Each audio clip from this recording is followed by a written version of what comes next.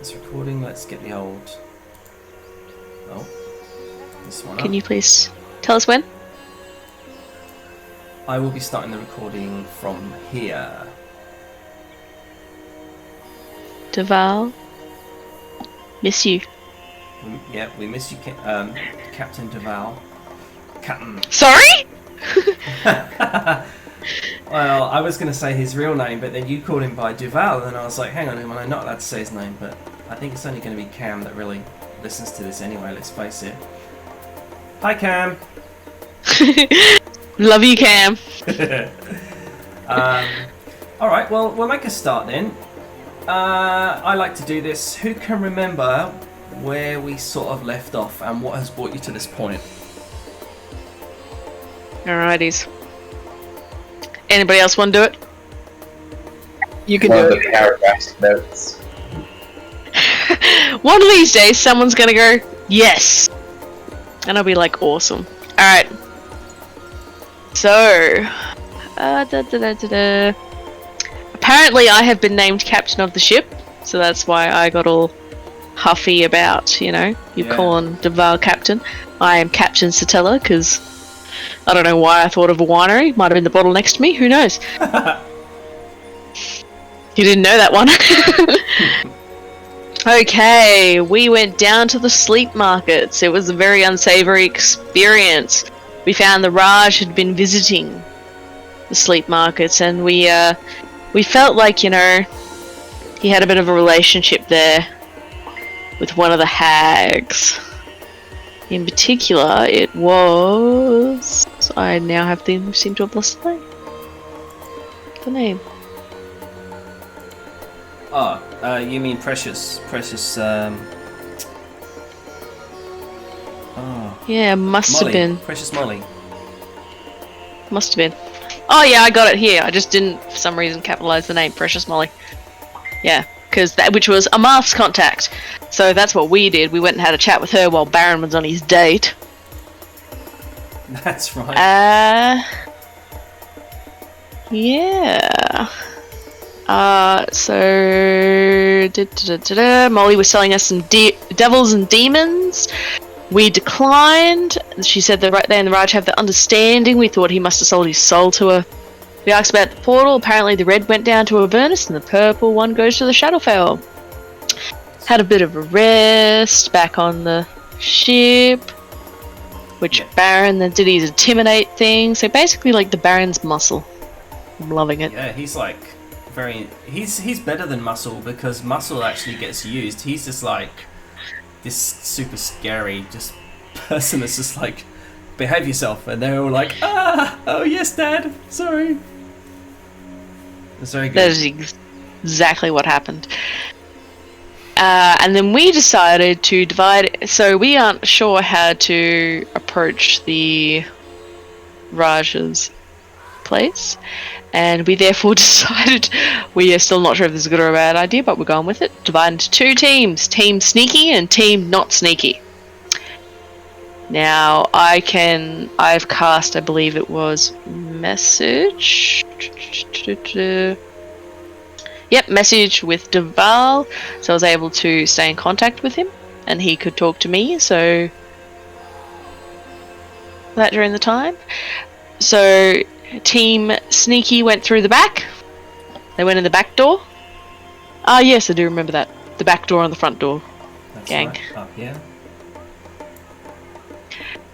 That was our original names before we went with Team Sneaky and Team Not Sneaky.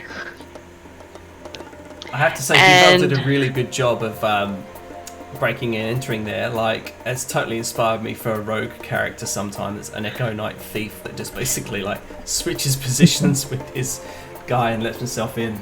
I thought that was pretty awesome. I mean, 100%. And yeah, so they went in through the back and went in through a bedroom, and they're making their way through the house. Well, we went in through the front door, said hi. We've been led up to the Raj, which we've gone to and seen a Scala and three of her men, and seen, apparently Raj has emphasised how sick a Scala and a shipment are, and how magic will not wake them at all. And that is the end of my notes. Excellent. So one thing he did mention was that he doesn't think magic would wake them, but he has an idea of something that you could try, but it's going to be difficult. Nope, I missed that part. That's a very important thing I missed. Okay, yeah. So he said he has a little bit of an idea of a plan which might work. Okay, so we're currently. Is there anything else that anyone would like to add? Like Baron or Rain? Well, my new hire, my mage, my dark elf sorcerer, was sort of saying that there is a library here upstairs with rare tomes, and I think, will we head it that way, or will we just sort of having a look-see? How did they know that?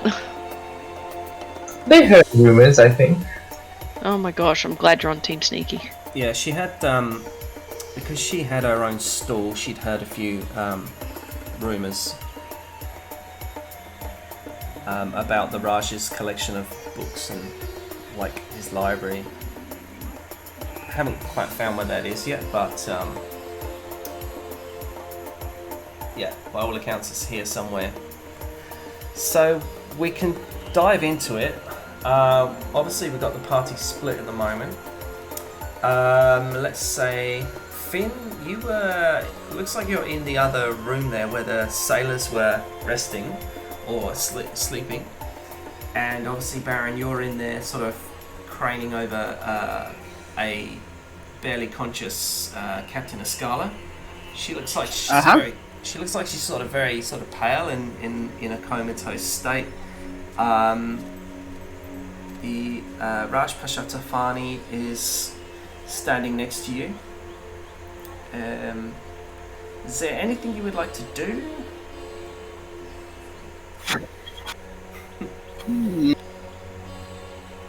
So can we give her the once over and see physically how she's doing? Was she been bitten by anything? Yes. Whether she's been poisoned? Roll me, any sort of... Roll me medicine. Okay.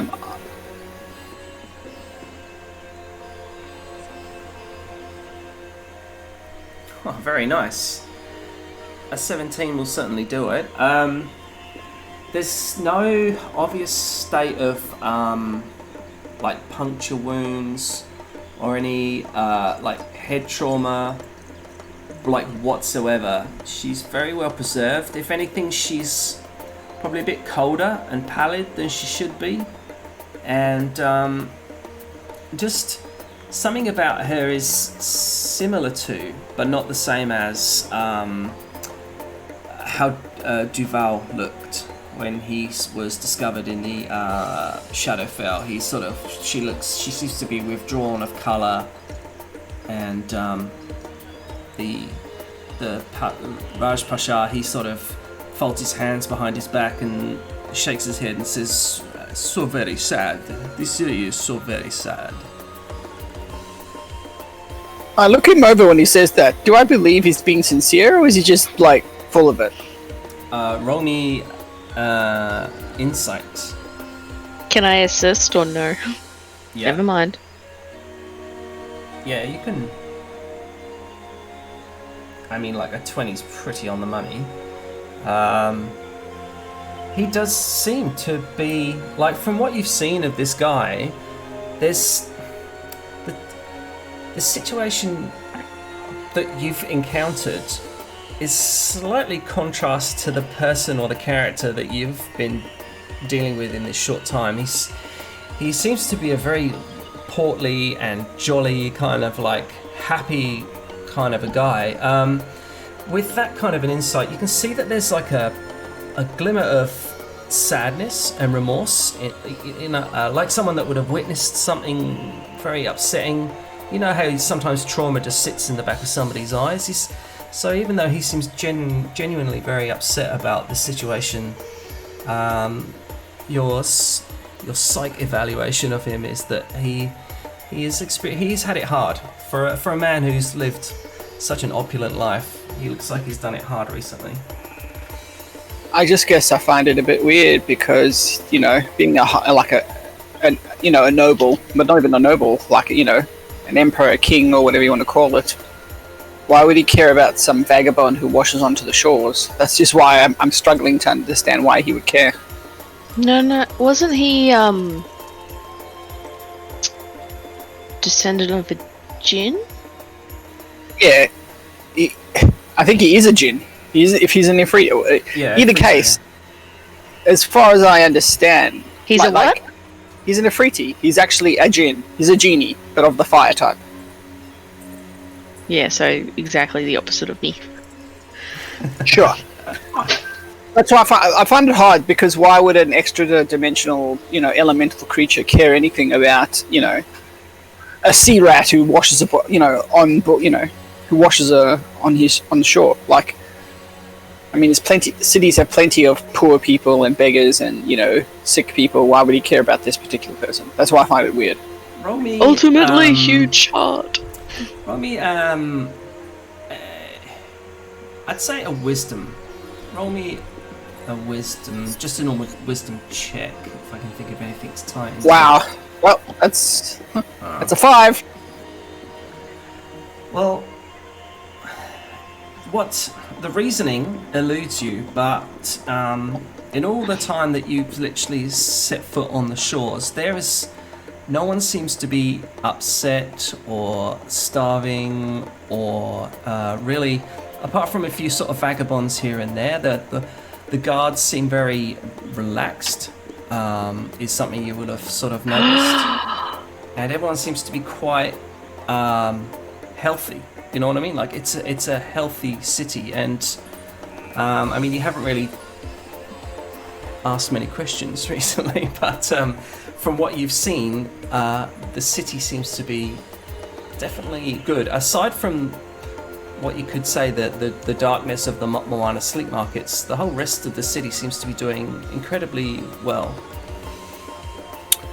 Okay, putting that aside, the only thing I can do is what I did last time for Duval, is I can try and cast Bless upon her and see what that does. In fact, I'll bless all of them.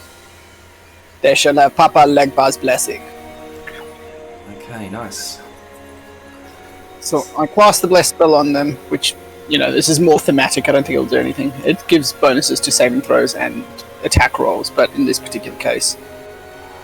Okay, yeah. Well, whilst she doesn't stir from her mysterious sort of slumber, she does kind of. It's like a little bit of colour appears in her skin, and the Raj sort of nods, and he very confidently, calmly puts his hand on your shoulder, very compassionately, and says, "My friend, really, we have tried everything, and I worry about her. She washes up on my shores with her ship and her crew, and I feel a responsibility to all who sort of set foot on my soil. I can do what I can, but maybe I can't.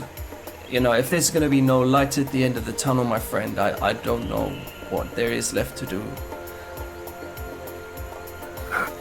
You must forgive me, Great Raj. I feel the same as you, in the sense that if I didn't try everything that I had at my disposal, I would feel immense amount of guilt.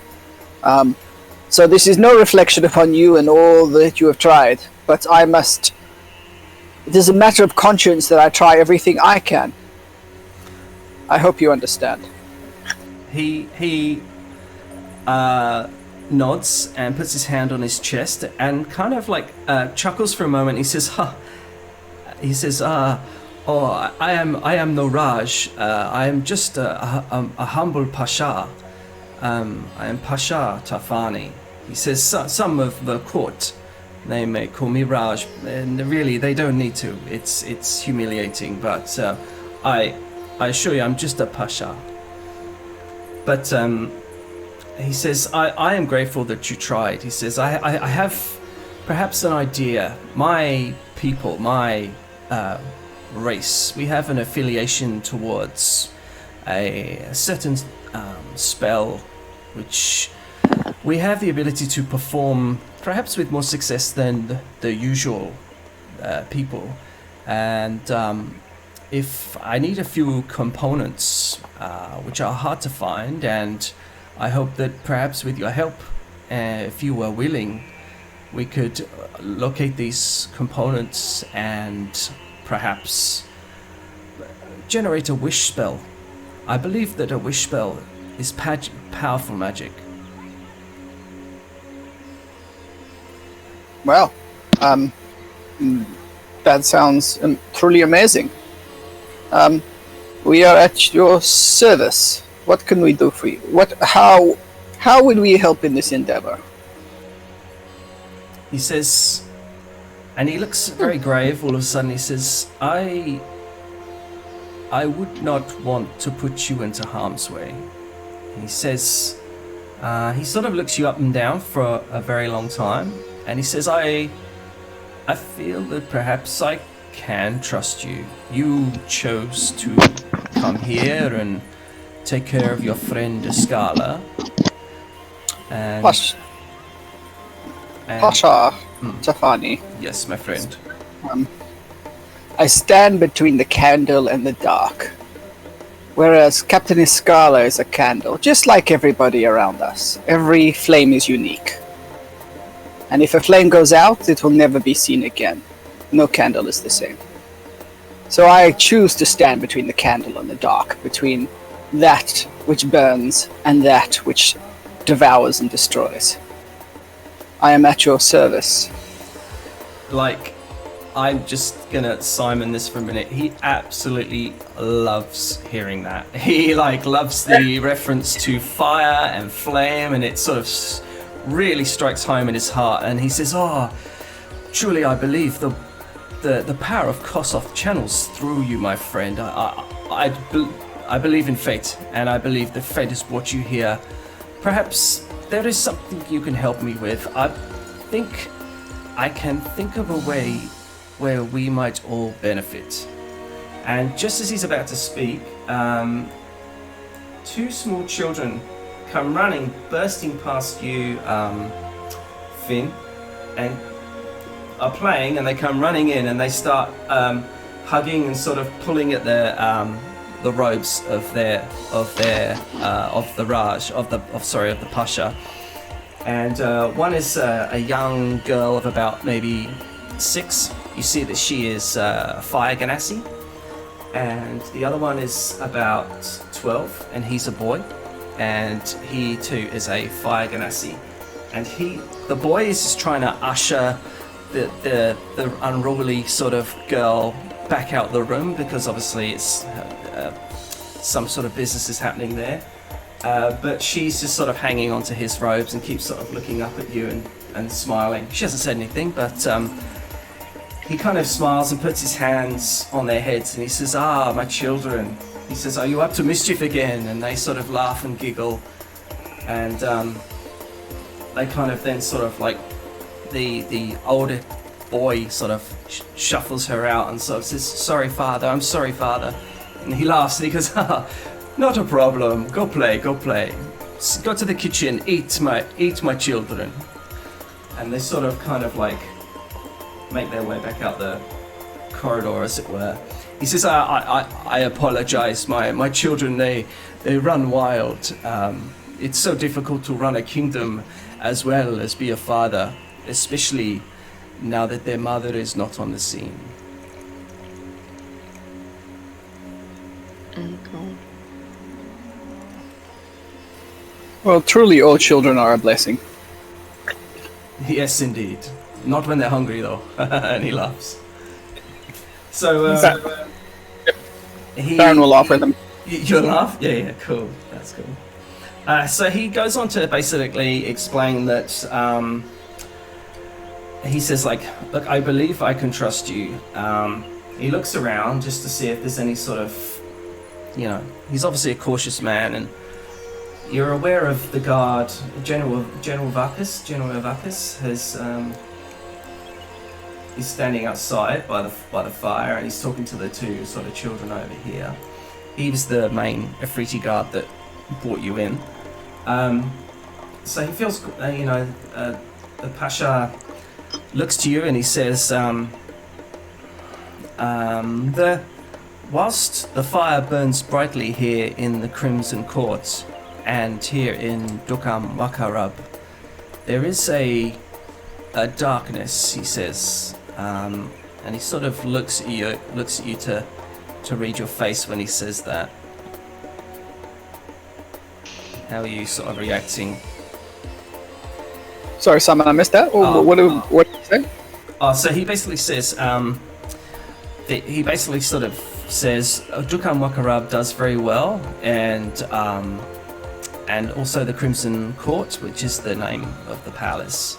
He says, but there is a darkness that has befallen Dukam Wakarab. He says it's a cancer. He says perhaps a manageable cancer, but you seem like capable people, and I believe if you truly want to make your friend well, then perhaps we could come to an agreement that might very much generate a strong bond between Dukam Wakarab and yourselves. Well, as I said before, my lord, we are at your disposal. What cancer do you speak of, and how can we be of assistance? He says, some 40 years ago, my kingdom was doing well, not as well as now, but doing well. He said, but I was approached by a mysterious man in robes, and really, I thought nothing of it. I thought to seek counsel with him because I would not turn away a guest.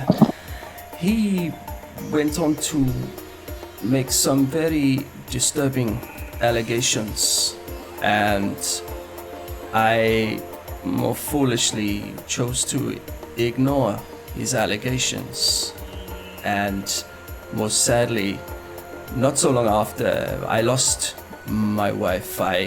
She was kidnapped, and I have not seen her in these 4 years. She left her children, and for me to look after them. What he asked was that I would overlook certain operations in exchange for the safety and prosperity of my people. I am greatly ashamed to admit that I was weak enough to agree to these demands, and I have been, Dukam Wakarab has been held as a hostage, you could say, to these dark forces. Perhaps it is time now, with your help and your need, that perhaps we could turn the tide against you. What do you say?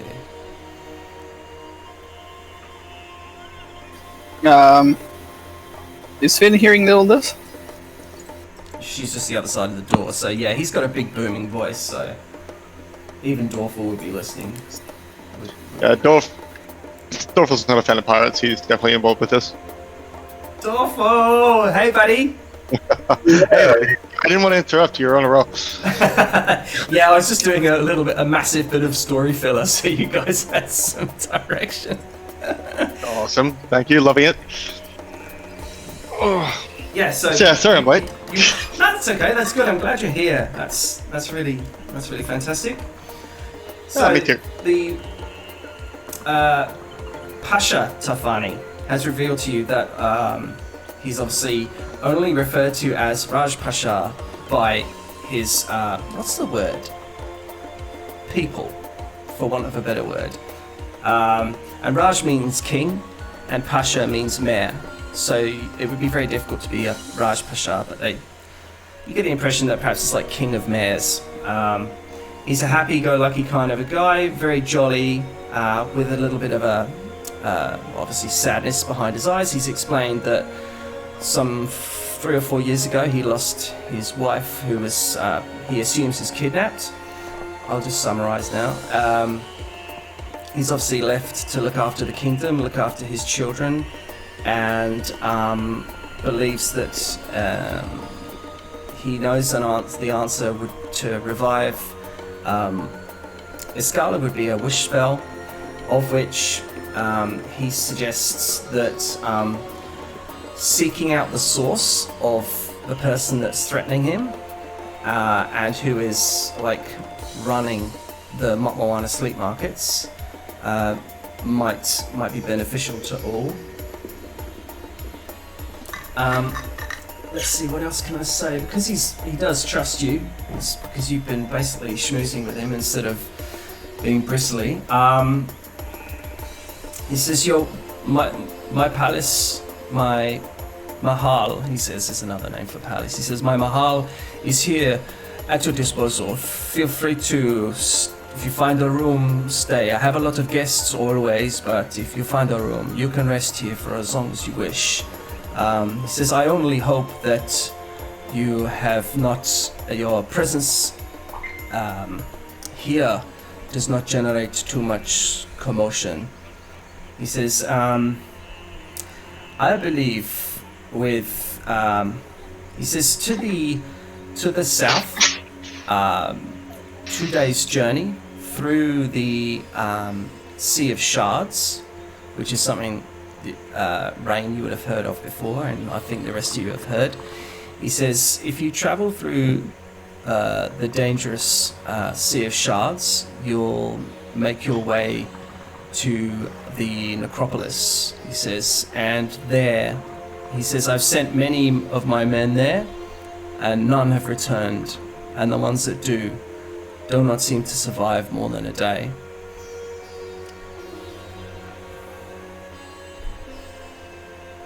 Oh, that sounds great. We should definitely go there. Absolutely. Can't we just stay in the palace? I like that bit. Alright, sorry, my lord, I may have just missed a thing or two. So, this darkness, it is at the necropolis, or we find something to combat it, or is it here and we find something to combat it in the necropolis? So he implies that the source of the darkness is, he believes very strongly that the source of this darkness, the fuel behind the fire of the Mopmowana sleep markets, resides in the necropolis, which is through the Sea of Shards. Having seen... Would I know anything about that necropolis? You can certainly roll me a history check. I'd love to. Would Rain know anything about the necropolis? That's a good question, because you can wasn't roll Rain me, for 100 years? Roll me a history check, I'd say with disadvantage. For Rain or for me? This is for Finn. What history to know if Rain would know? Yeah, if you've heard of the necropolis. It's not something that's like, come to the necropolis, free burgers type thing. It's Well, I still got a 20. exactly. Yeah, that's why disadvantages can't always be bad. Okay, great. And Rain, you know everything about this, but you're not there, so what I will suggest, or what I can say, is obviously you haven't been privy to any of this conversation, but everyone seems to be very relaxed from what you've seen so far, including the guards. As far as your roles go, Dorful and Finn, you have 100% heard of some kind of necropolis of Callanport, although it's obviously not associated with actual Callanport, the town. You've heard it's one of the largest sort of ancient burial sites that sort of is let's say like hundreds if not thousands of years old, and it's just one of these, it's like a city of the dead, as it were, where it's like a mausoleum gets built and then more people get buried there, so they make it a bit bigger, and then more people get buried there, and then it's... So taking Rain there is basically like taking him to Phuket. Like, Yeah. it's just gonna be one big party. Yeah, that's definitely his bag. And if he was there, then he would be literally frothing at the trousers about this.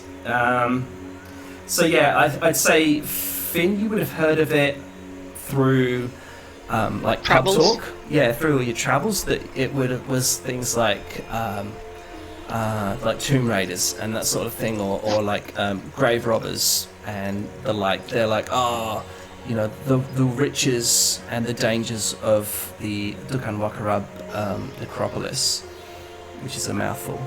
You can tell I haven't been drinking tonight. I'm not slurring and I'm firing out all the long words. We can fix that. Go get a couple of beers. You didn't We can slur wait. last time. No, that's true. No, it was just the time before that. Shame. And obviously Dorfel, perhaps much more on a historical sort of view. You've read it in books. Perhaps every time you've looked up certain, let's say, historical places of historical interest, you know, like an encyclopedia, whereas most people would like go and look for the bit that they're interested in. You would have maybe read the encyclopedia from beginning to end, kind of thing.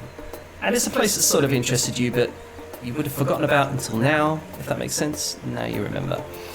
Yeah, that's fair. So yes, you're very familiar with the Dukan Wakarab necropolis. Pashatafani.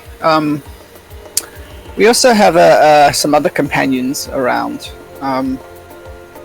We will get them to join us at some point. Everyone here is welcome in my home. If you truly think you can and will help me, then as I said, my house, my home, my friends are all at your disposal. Please make yourself comfortable. Eat, my friends. Please eat. And he sort of he calls his children over, and they come running in, and he's like, go and set up a table and some plates of food for my friends, please. And they run off downstairs into the kitchen. Great. I'm just gonna turn, like, you know, and whisper and be like, to Deval and be like, if you want to go out the back and come in through the front door, go for it. What was that, sorry? If you want to come in through the front door. Yes, if you want to sneak on back out and then walk in, visible through the front door, shouldn't be an issue. Is anybody else dropping in that, or is it just me? Just you. In fact, you Just sound you. you sound fine to us. Yeah, you sound good. Ah. I keep losing to you guys for like 2 or 3 seconds at a time. No. You could maybe reconnect. So I do have one favor to ask you. This is, of course, my friend. If it's within my power, I will gladly grant it for you. One of our companions is a scholar. He's trying to unlock the secrets of the universe. It also helps him to be more useful. Everybody I know has heard that the Pasha Tafani has a library that is unsurpassed. In a 1,000 leagues. I was wondering if it would be okay with you if he would be able to study some of your tomes. He says, very well. He says, my vizier, Masasir, she keeps it under lock and key, but I will send for her, and when your friend arrives, they are welcome to unlock the mysterious, and he gets all kind of like comically says the mysterious secrets of my wonderful library. He says, I rarely go in there. You can tell that he spends a lot more time like in the food hall than he does in the library. And he sort of chuckles jovially and says, of course, he would be most welcome. She would help. He says, perhaps a strange character, this one, but she has served me well. And so the children run off and get some food. Masasir was you assume the other person you met in the throne room next door, and yeah. So what would everyone like to do, and what do we think Duval would do? Well, I think Team Sneaky, if they get a message saying that it's best to just go into the front door as normal and that all is well, I think I and the Drow would just do that. Especially if there was a message saying that we can just use the library legally now. Yes. I will relay back to Duval that he's mentioned something about a library. Is that of any interest to Ray? Oh, yes. Well, you get to have a look. So shuffle on. I will wrangle Team Sneaky, probably get back out the window somehow. Okay. I'm just. Does the DM need them to roll? Alright, that's better. Sorry, I had to disconnect and do everything. I missed the last, like, minute. They were just relaying some. Finn was talking to Rain about a library that the Baron had mentioned, which the Drow had mentioned. Potentially a source of some spells or other worldly or extra dimensional knowledge. And Oh, library. I'm sorry, I misheard you. I thought you said library, like clothing. oh, Interesting. Like, that went down an odd path. yeah, that was. Oh, yep. That library sounds awesome. I'm in. Cool. So you relay this back to everyone, or just back to Rain? Because Marth will still continue to sneak around unless she hears otherwise. I'm just telling just to Duval. Okay. I'm sure Duval would talk to the others then, because what's Yeah. the point? Point of Duval is to tell the others. Okay. And I have familiars there, and I can see through your eyes, its eyes or whatever. Like we've swapped familiars so we can communicate. Oh, nice. Well, Duval has to. This guard here has sort of begun his turn again. His little bit of a watch back down the corridor, making it a little bit easier. This guy by now has gone into the room in here, making the corridor a little bit less of a threat, more easy for you to kind of get out of. If anyone comments or makes contact with Amarth, she will come back. Was that a decision, or what was going to happen there? Or is she just plodding on? No, we would tell her. I'm not gonna let her just smoke around. Oh, I did. Yeah, I wondered. All right, cool. So she sort of rallies forth, and yeah, because it's a new session, I'll get everyone just to roll me stealth or whatever you want to do, but do it with advantage. Like you're on top of things. I just want to see if you drop.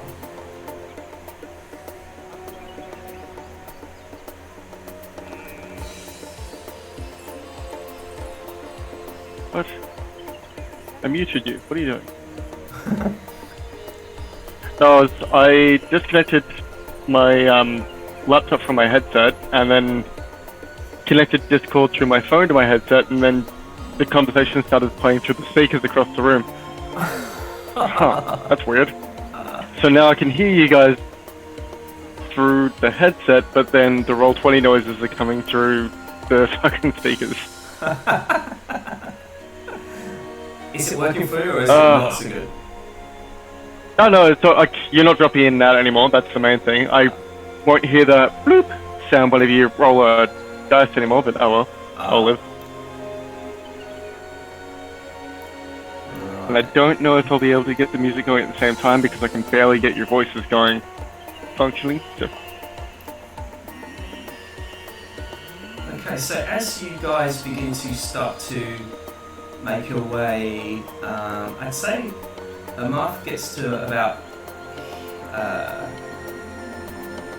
here. She gets to by this plant. Before you really get to leave, there you suddenly hear. Let's see. Okay, so team not sneaky, roll me perception with advantage, and team sneaky, just roll me perception, please. Ooh. Perception with advantage. Yeah. Which is just nuts for you. Yeah, it's only possible. Like, There we go. That was better. So I've got a 14, 24. like my passive investigation is where it's at. Oh yeah. My passive Wow. wisdom, my insight is where it's at. Finn, What was that? My insight's where it's at. My passive insight. Nice. and what about you, Rain? What did you get there? Ah, okay. Rain, your perception? Just a straight roll. Oh.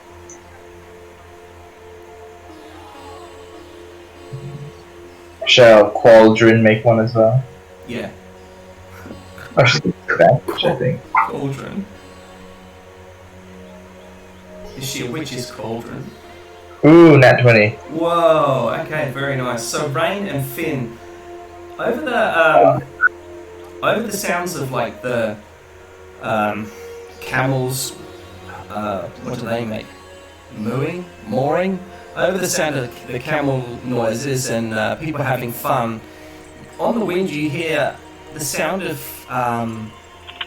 what you think could be like screams, or at least very distant, sort of coming off from the direction, because it's such a good roll, sort of coming off from the direction of the main city centre. So not the Mopmowana Please Accords do. markets, but the main city centre. Coming from the city centre. So not coming from like the wharf where our boat is. Yeah, no, so basically the layout of the map would be, you've got the wharf, and then you come into like the markets, and then off to one way you've got the Mopmowana Sleep Markets, and then like primarily most of the city is made up of markets that are good, and that's a lot of disturbance coming from there. So our ship is fine. Yeah, for now. And Oi. and Amarth sort of looks back, and she sort of drops her spell, and she says, "Does anyone else hear that?" And you can hear some sort of like conversation happening as people are starting to get a bit more sort of concerned with what could potentially be happening back at the city. What would you like to do?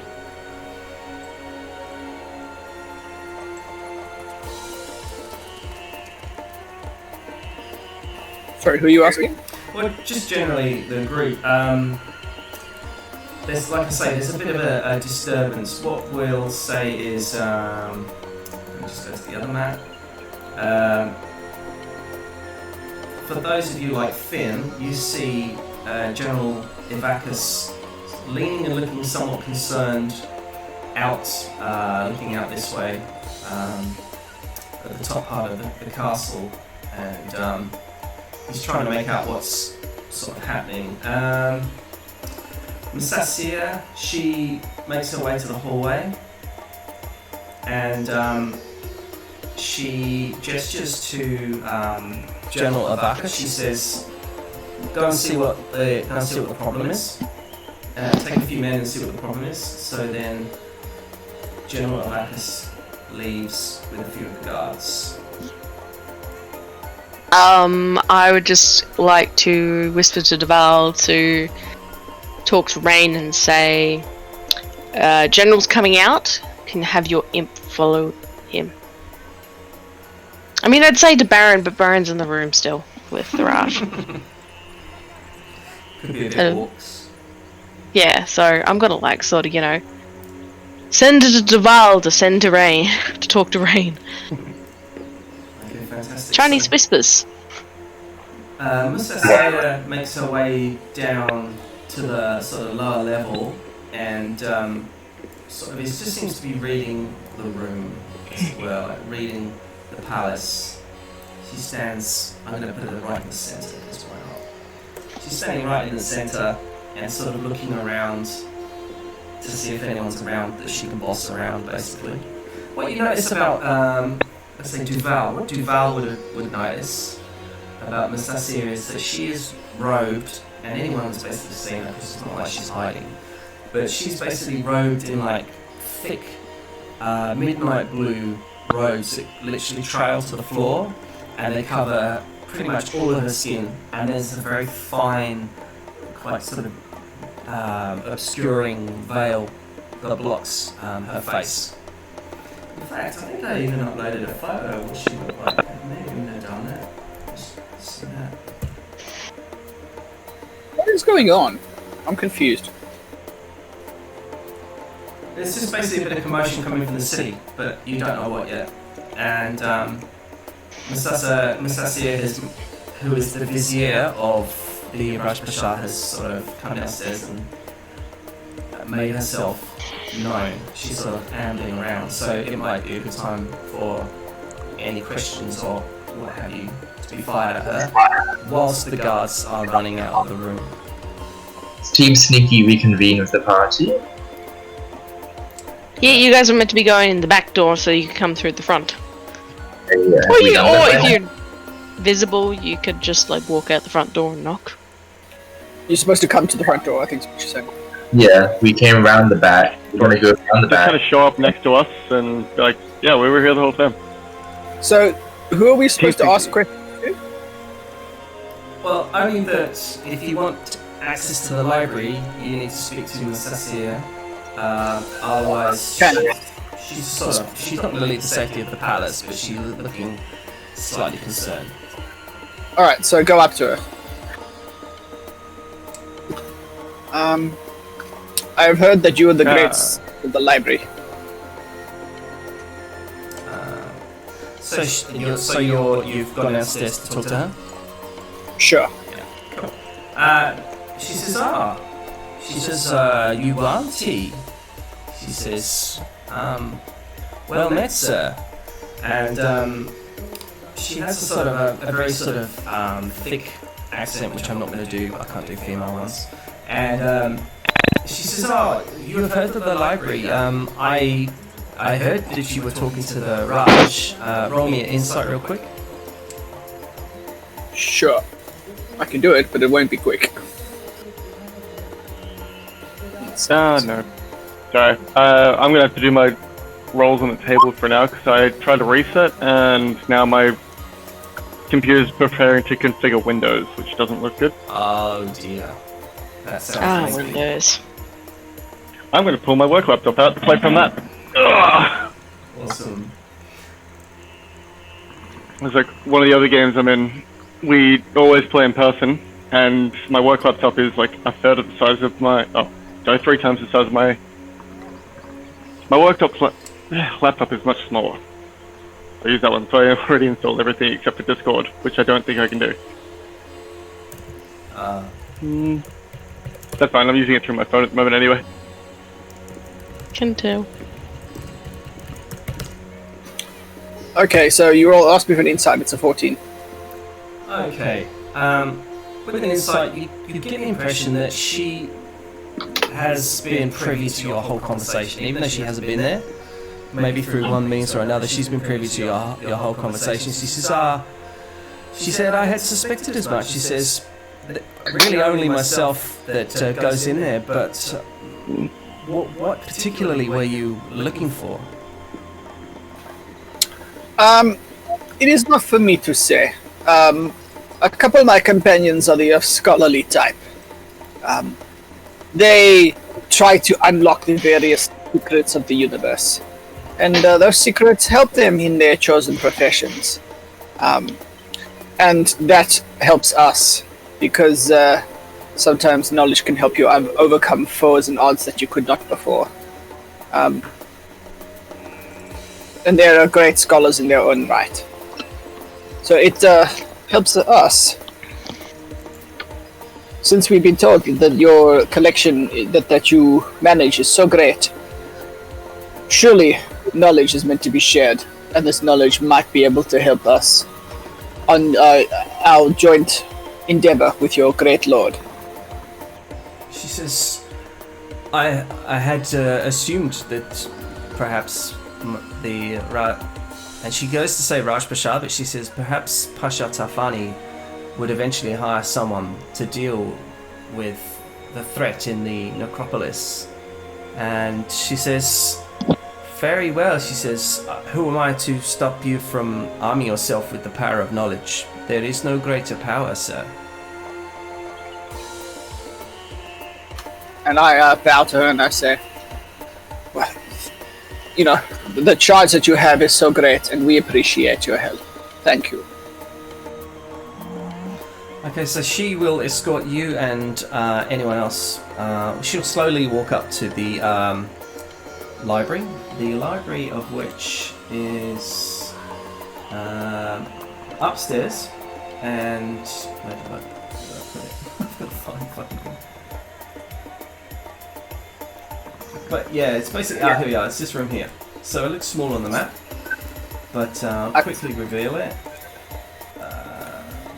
The Baron says to Finn, can you let our friends know that the library is now at their disposal?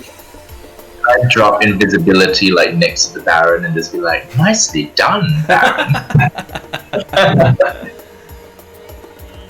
Oh no. I would assume the guard that's with Caller is near Caller would be me. Hello, friend. Hello. Yeah, so Amarth is down here by the fern. Currently, she's halfway through pretending that she was walking through the front door, but then has sort of heard a kerfuffle, as it were. The Baron and Rain have been talking. You've seen this, you've been able to see this, but the Baron and Rain have been talking to this mysterious Masasir figure, who is, as it transpires, is the vizier of the Pasha. And where is this person? Because I can't quite see her on the map. She's on the left side map, but I'll just bring her up to where you are. Just hang on, because I've got to split it. She comes up the stairs to see you, and she says, or you both go upstairs, and she says it's this way, and she points to a room down the corridor down here. So basically, this small room here.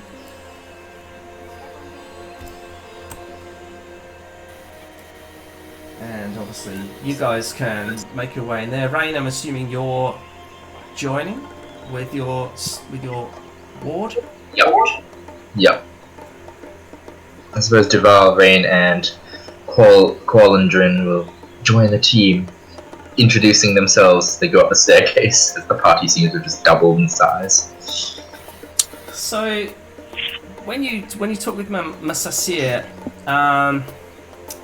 I'll get you to roll me an insight, please, Rain. And roll with advantage because basically Qualandrin is there to help. Sure.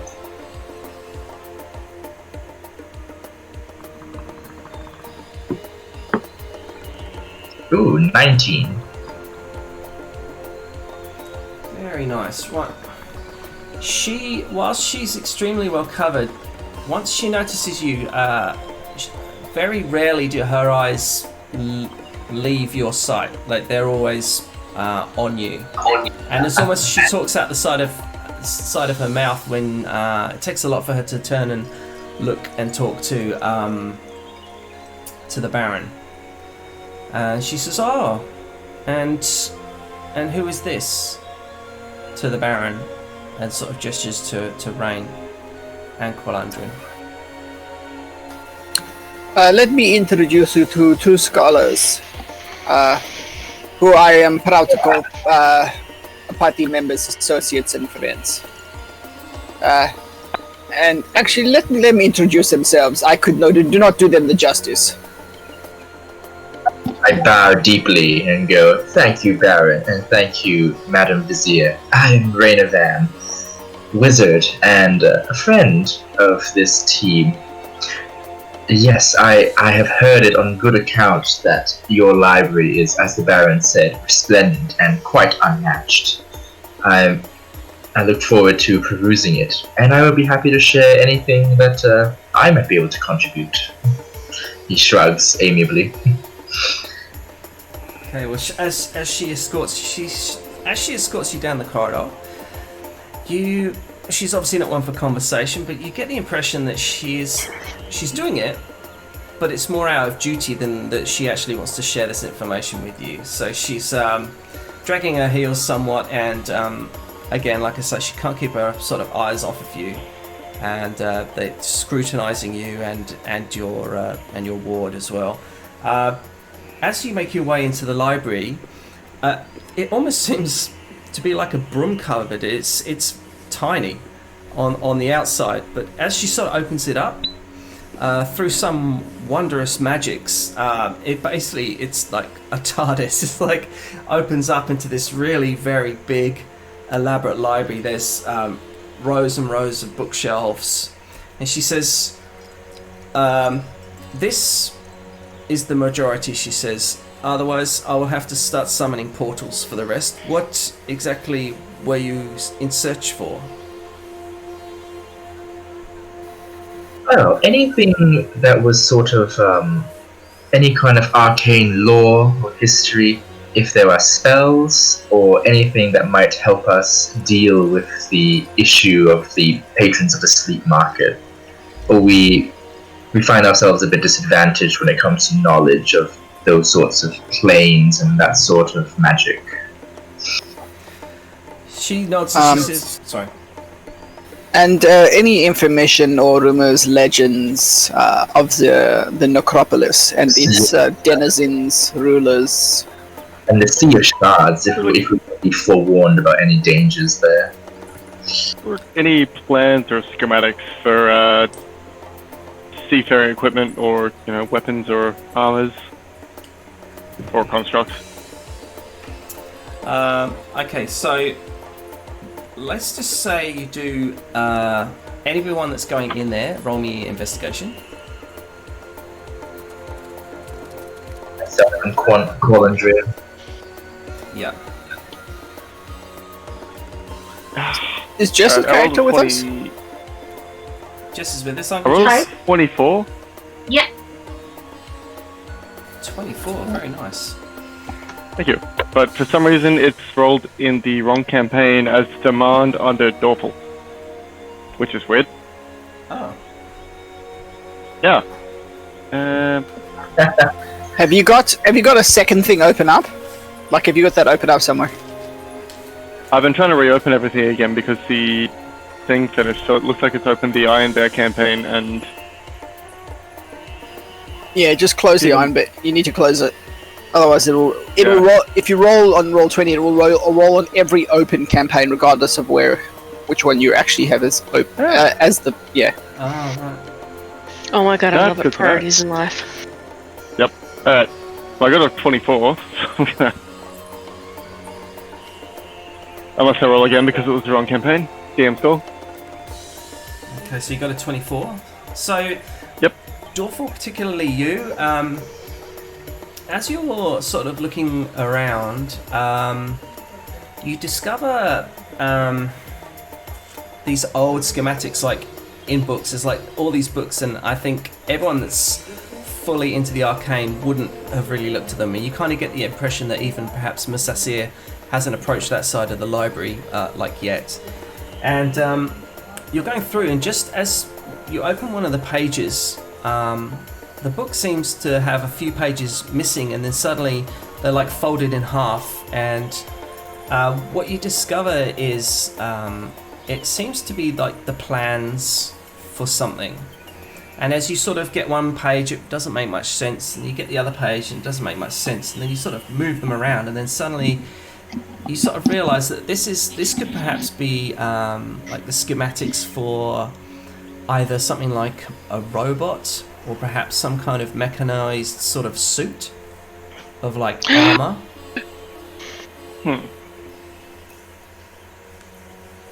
Can I take it? Or can I copy it?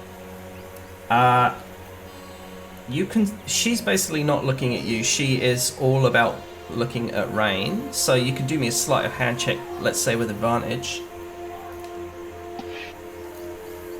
Cool. Alright.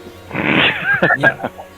Given that you have the luxury of time, you're able to basically pocket these. No magical alarms go off, as far as you know, and no attention is drawn. So yeah, you have some strange schematics which you will need to spend some time poring over to discover exactly what it is that they do. Schematic, potential mechanized armor. Yeah. Or is that like the best description I can put there? I suppose you know what it is, so you'll know what I'm talking about. Yeah. So you could just put Sweet. clockwork. Just put clockwork automaton for now. Work for. Sweet. Thank you. Okay, excellent. Let's say, Baron, is there anything in particular you're looking for here? No, I'm a what you call it? I'm a non-scholarly spellcaster. I commune with the spirits. My magic comes internally. I don't need to consult books for it to come to me. No, just smoke. You know what? How about magical curses and magical diseases? Things that might screw with people's auras and their chi. Maybe that might be interesting. Okay. Well, you certainly start looking, and you eventually come on a very sort of small, maybe quite sort of thin book.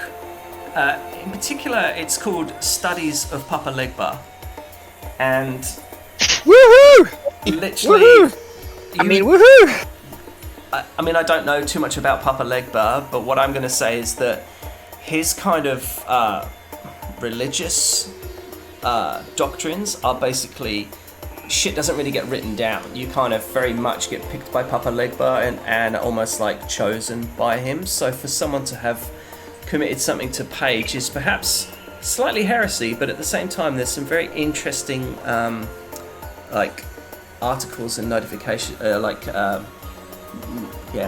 observations within the pages. Again, Well- you'll need some time to read them. Well, I find a nice comfortable seat or a table, and I will start reading. Excellent. Who else is in there? Just be aware, I don't use my hands to touch the actual book. I'll use Mage Hand, and then I'll use Mage Hand to turn the pages, because, yeah. Yeah, Miss Sasir, she glances over at you just to see what you're doing, and she sort of nods with some appreciation, and she says, "Oh, very good. Very cautious, but very good." And she chuckles, and then she's instantly back, like, within a good, like, couple of feet of Rain. She's just constantly there. What is she? Is she sort of suspicious of me because I was invisible, or because of something else? Any insight to glean? You can roll me insight with disadvantage. Because being invisible wasn't enough? I wouldn't blame her, obviously. Oh, yeah.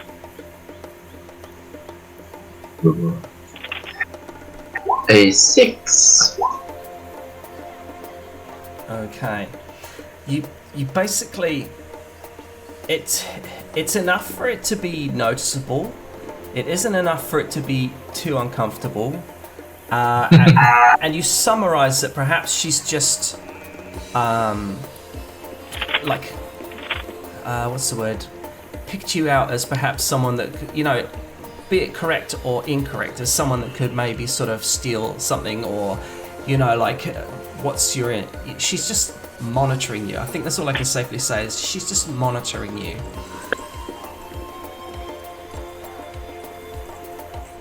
Is anyone else in the library? Like, are they? What would you? Okay, we'll go to you now, Rain. What would you? What are your intentions with the library? What did you want to find or do in there? Between myself and Qualendrin, we want to look for spell tomes, like the Fulminating Treatise, and then anything that would give us information on the Fleet Markets, or the Sea of Shards, or the Necropolis, like any of those topics. Okay, nice. I'll get you to roll me an investigation if you haven't done one already. Yeah, we got a 10 and 15. Okay, nice. So, yeah, oh yeah, there you are with the 15, yeah.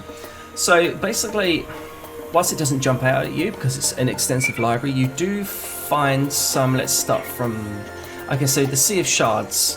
What you discover about the Sea of Shards is that it isn't a sea per se of water. It's actually a sea of shifting sands. And you get some, like, you know, a traveler's guide to Dukamwakarab or something like that, and it sort of goes into, say, mysterious, and no one's quite sure how the sands sort of undulate or form the way that they do. What you do discover is that it's renowned as being a site that is heavily mined for the these very unique crystals that grow in the area, and that's about what you picked there. What was the other thing you were looking for? Anything on Sleep Markets, or any like rare treatises of magic, or any spells, that kind of thing. If there's any like grimoires, or any like the special wizard tomes that Qual and Drea said was here. So there is 100% absolutely nothing written about the Sleep Markets, sort of, and then you start to think, oh, I wonder why, and then you're like, oh yeah, because really no one really wants to put their hand up to about it, and it's quite really in the history of time, it's quite a newly established and very shameful addition to Dukan Wakarab. So finally, as you're going through the tomes,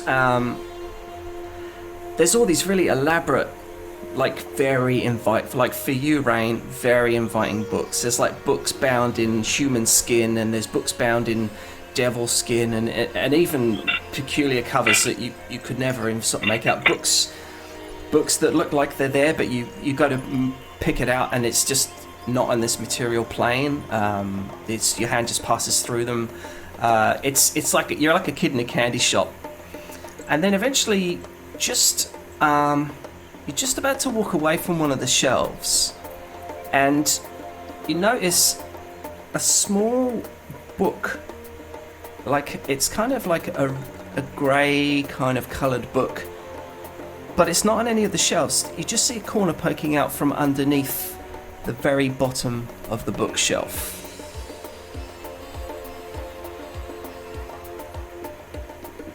Very much gets you. It definitely sparks a bit of intrigue. All these beautiful books are sort of well presented in the library, they're very proud of. But strange that this book almost seems to be hidden away. Which I will reach down and quietly and carefully sort of tease it out from underneath. Okay, it's incredibly dusty. What do you do about that? Presentation, the dust just scatters off it, and it's like pristine.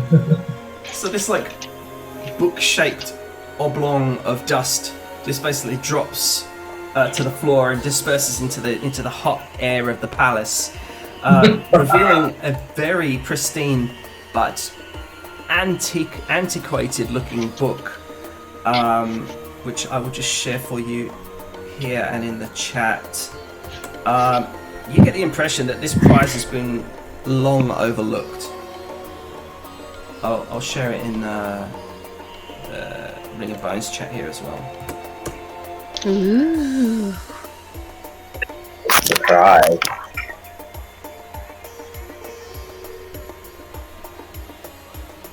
Can I get this in real life, please? I know, right? Yeah, would be really nice.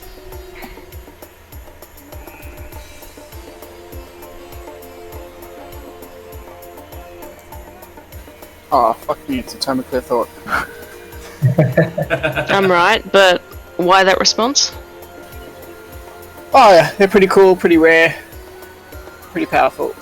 And when I look at this party, not me, because I don't give a shit about intelligence. I look at 4 different wizard cast intelligence classes. Does that about sound right? What do we got? I'm not. We got a Marth. I definitely am. Marth is a wizard. Dorful, Just about, yeah. What? Duval, as well as Rain. Yep. Marth was a wizard. Oh, how fun! Well, it's a bit of a prize, and it's up to Rain, Jesus. who found it, as to what he chooses to do with it. Ask if I can study this tome. Let us say, or if it's not possible to really make a copy that would retain its magic, right?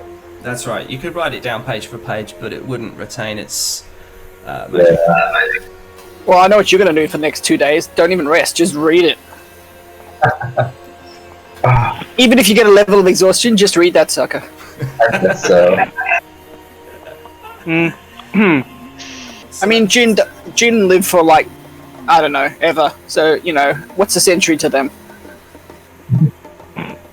That's I it. ask you if it's possible to have this tome, if to study what over the course of us staying in the city, if we could arrange like access to it, perhaps.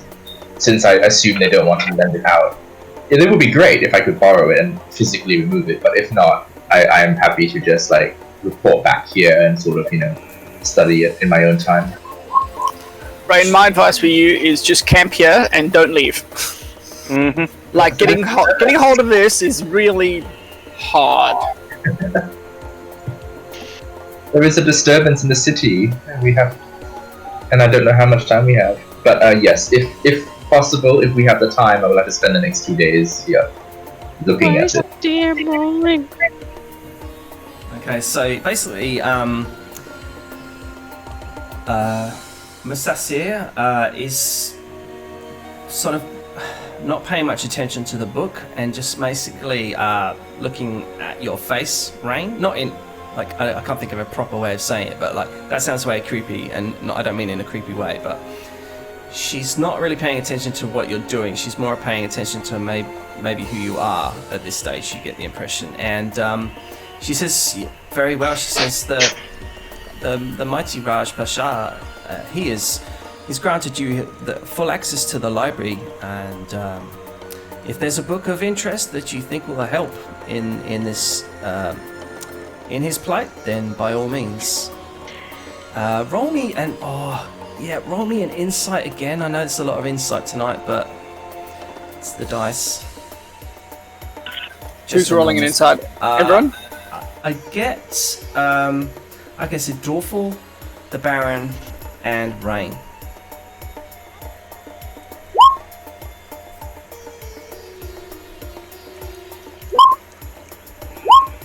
I don't know why my thing decided to roll a second time, but So basically, Baron, you're whilst you are engrossed in the book, you just get the way she finishes her sentence is overlooked by Rain and Dorful, but it just seems like it was perhaps there was a bit of a chill in the way that she finished her sentence, and it's enough for you to sort of look up and go, that's curious, and sort of get back engrossed into Papa Legba's shopping list of loveliness. But yeah, it's overlooked by most, but you're able to just pick that, almost like there's I couldn't say contempt, but there's a little bit of a chill in the end of her sentence. Ah, there's more to Siberian than meets the eye. She's like a transformer. But it's not enough for you to really sort of make too much concern. There's definitely no threat in it. It was just a bit of chill malice, as it were. Anyone else? Have we got a Marth? Is a Marth here? I'm by the stairs. I haven't gone into the library. Yeah. So we've had a bit of time, obviously, with these guys. Whilst they've been in the library, is there anything in particular you'd like to focus on doing? I think I was just gonna watch out and because I'm still in guard disguise, aren't I? Yes. Yes, I'm just gonna stay casually acting like I'm guarding, just watching. Cool. Probably would be a good idea to drop my disguise now.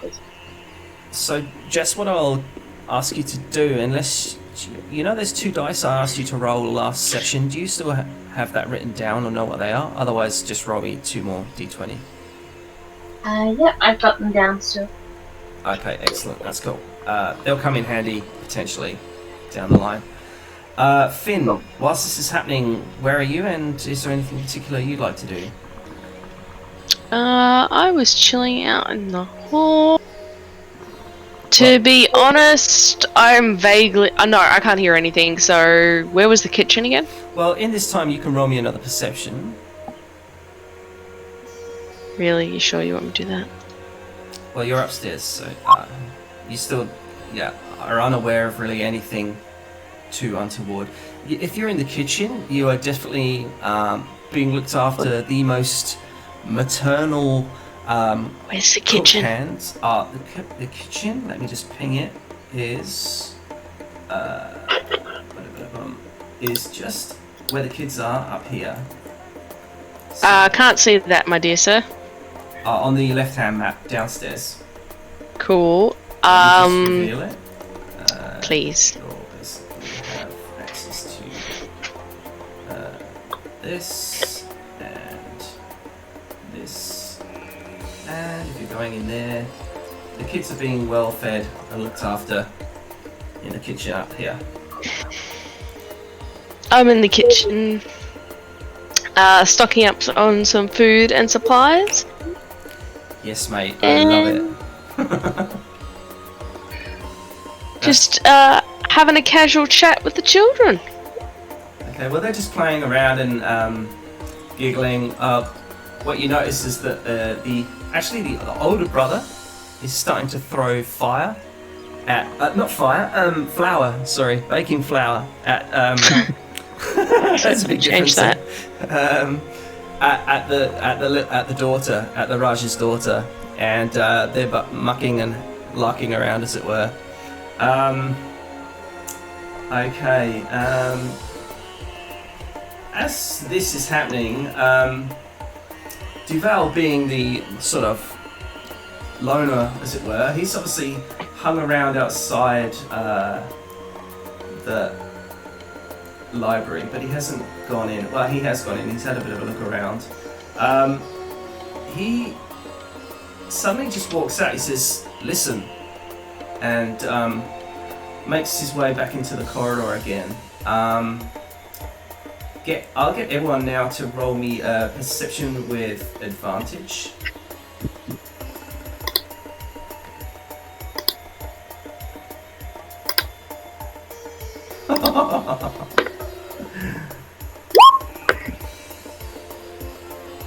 Oh shit. Do you want me to roll again? Your second roll was the 23, I guess. Yeah, we'll go with the 23, yeah. Thank you. As opposed to my that one. Oh, look at that, Amarth. I can't believe that, Jess. That's 22 and 22. Perfectly. That is fantastic, though. Okay, so basically, Duval and Finn and Amarth and Rain, you basically hear a much louder commotion in the city, coming from the city now, and basically a very bloodied General Avacus comes in through the front door, sort of crying, sort of blue murder, as it were. He's like, "Men at arms," he says, "Men at arms, ready yourself. The city is under attack." What would you like? We'll have to. Well, we can't if there are barbarians at the gate, we have to defend the library, of course. Like, well, I was gonna say, look over there, like, well, that's unfortunate, and just keep walking. Sucks to be you. Like, those men at arms better get to it. The Baron puts the book down and basically heads for the front door, I guess. I hear will the drop the so that she's not a Cry guard loudly, suddenly put the getting schematic away, and start walking over. Right. So. I'm going to make my way to the front door too. Right. Nice. So basically, some onlookers start to sort of pile out from rooms. Majority, you notice, seem to be courtiers or belly dancers of all races and sexual orientations and such. All sort of seem to pile out. The kids both come into the centre and have a look and see what the fuss is. As General Evacus sort of, he looks pretty wounded. He comes in from behind. Where are we? From behind, these very strange looking creatures. Let me just. Oh man. Oh no. Yeah. Come in through the door. Through the front door like that. At the front, you see something that honestly, like you've never seen before. I would say, Finn, you're very close, and basically, this creature at the front here is just hovering, like levitating. His hands are out in a gesture, sort of. It's Anubis. In a open sort of palms, kind of like he's concentrating on flying, kind of thing, and closely followed by three more sort of interesting looking creatures which you can't quite see through the doors. It basically holds in one hand this big blood red sort of crystal and points at the general, and as it does so, basically this sort of ethereal looking kind of shape of the general just gets removed throughout his back and is withdrawn into the gem that it's holding, and the general falls dead on the floor. The creature looks around, and I can just show you a picture of what he looks like because I uploaded it, because I do work sometimes for you guys. What do you mean sometimes, We man? appreciate it. Can I just take a moment Yeah. to say, Rain! I will be. Oh wait, I mean, I would get Colindrin and I will be rushing down the moment we heard there was an attack. I am literally looking at this thing, and that is what I'm screaming. And you can have it send us a message in your head, so literally, you're gonna get a splitting headache, man. So this is what the leader looks like. Oh boy. Instead of a jackal head, these guys have more like a. Depending how you look at it, it's more maybe lupine, but sometimes it's also like a jackal. So it's like a bit wolfy, a little bit jackal. But it's probably a good time for me to describe it, as most of you are there in the foyer, as it were. So what you see is this very strange looking. It has withdrawn, withered skin. It almost looks like it could. It's either centuries old, or it's some kind of maybe undead sort of creature. It has a sort of presence or persona about it.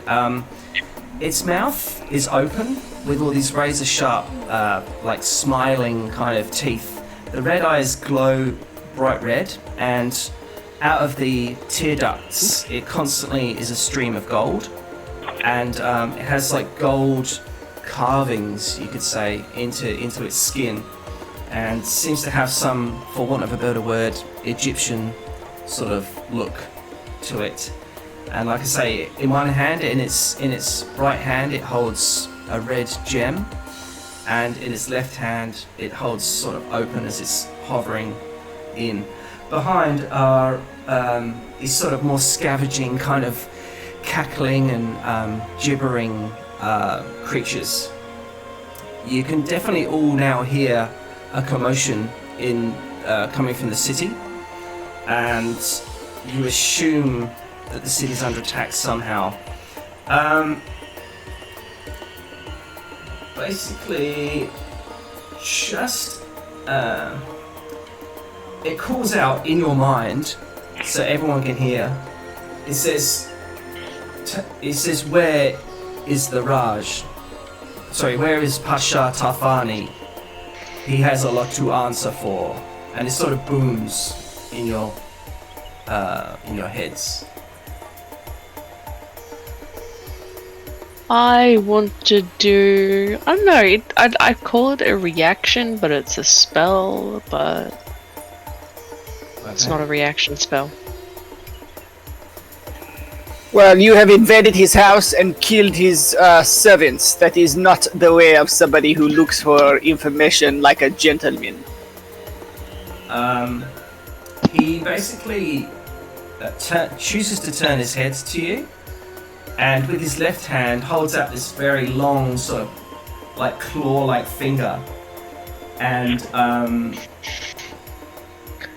basically, I would say he doesn't move his mouth, so he has this like kind of panting, very sort of laborious kind of shoulders are moving, but the voice is in your head, and I need you to all roll me initiative now, please.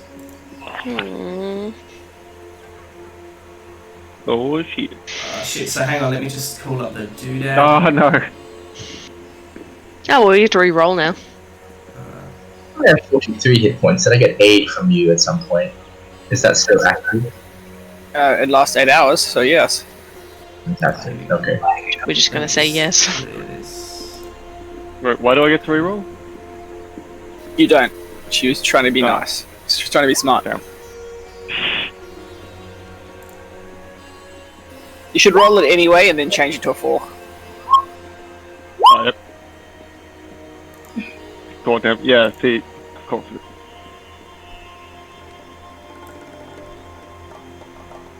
I'm just gonna chill at the back while you guys deal with this. Wow. Just be aware, Simon, we can't see Dorfus's name on his token, and therefore we can't see his name on the turn order. You can't see Dorful. We can't see his name on his token, so we can see his token, but therefore we can't see his name in the turn order. Like, I can see he's got Did an you 8. just mix up Dorful and Doofus? Yeah, I was like, who's Dorfus? Yeah, I heard that. I love it. Okay. I have no idea what you're talking about. Oh, I said Dorful. Okay. I'm sorry, I was mistaken. And you can see visible to. You will be. Who is in the Bye, middle? Batman. Are they the children, or are they courtiers? So Courtiers. actually, the ones with names are. This is Almac. Almec is the son of the Raj, and this is, I forget her name, but she's the younger daughter. She's about 6 years old.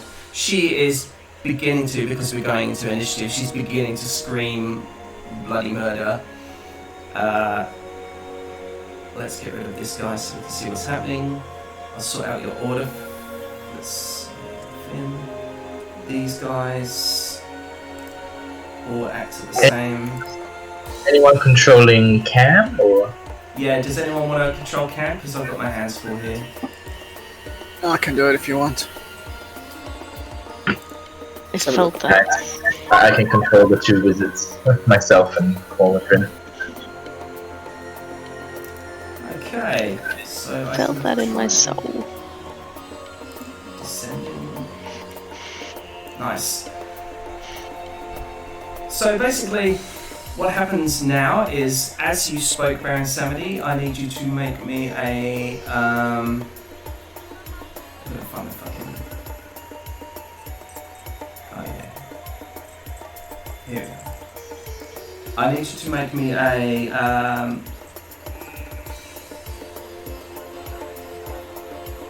I'm just reading it. Constitution save, please.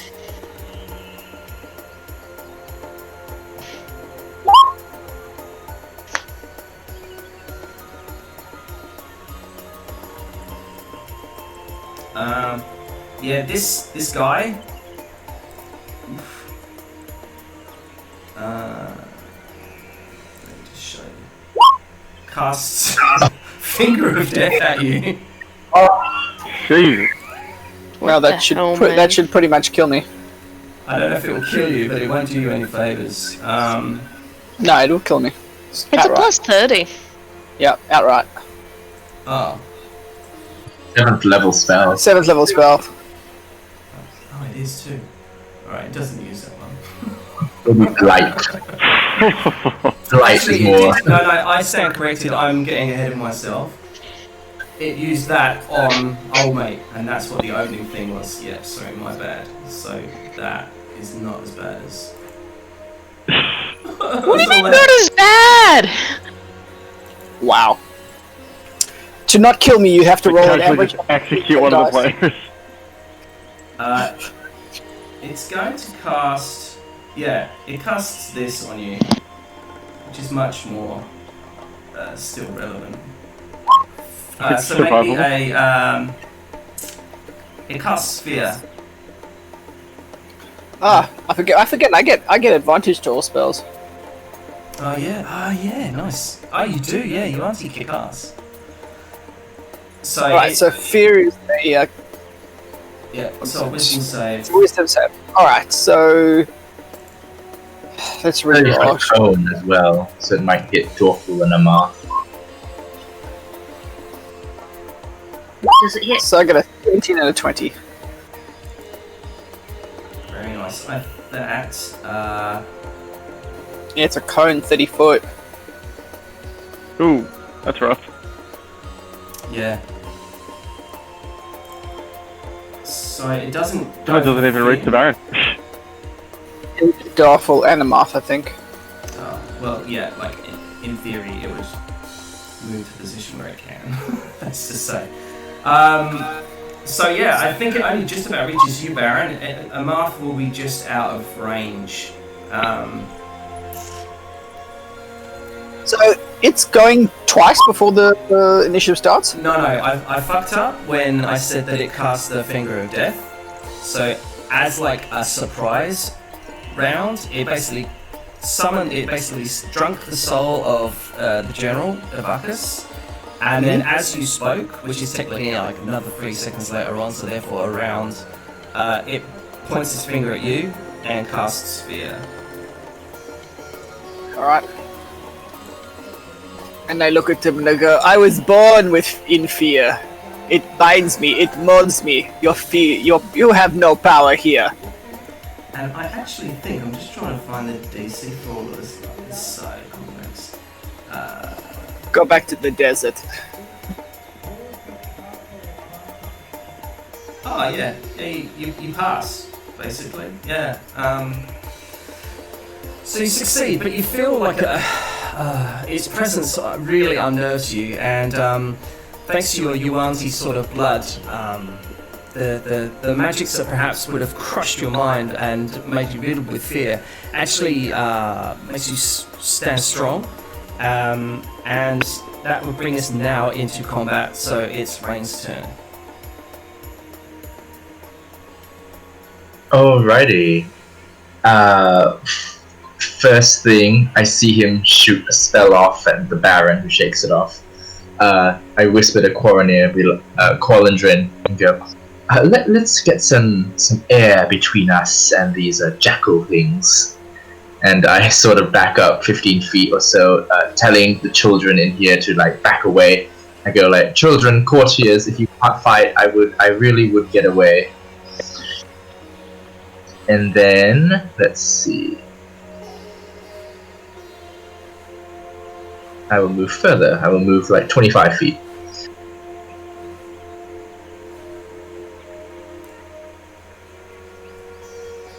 And then I will cast Fireball. right in the doorway. Okay. Poor Finn. I can sculpt the spell around Finn and Dorful. Oh, forgot about that. Did you get the three creatures, his three friends beyond the door? Yes. it expands around corners and stuff, so it will fill the space. So D15. And that's make a dexterity save? Yes, of DC 15 dexterity.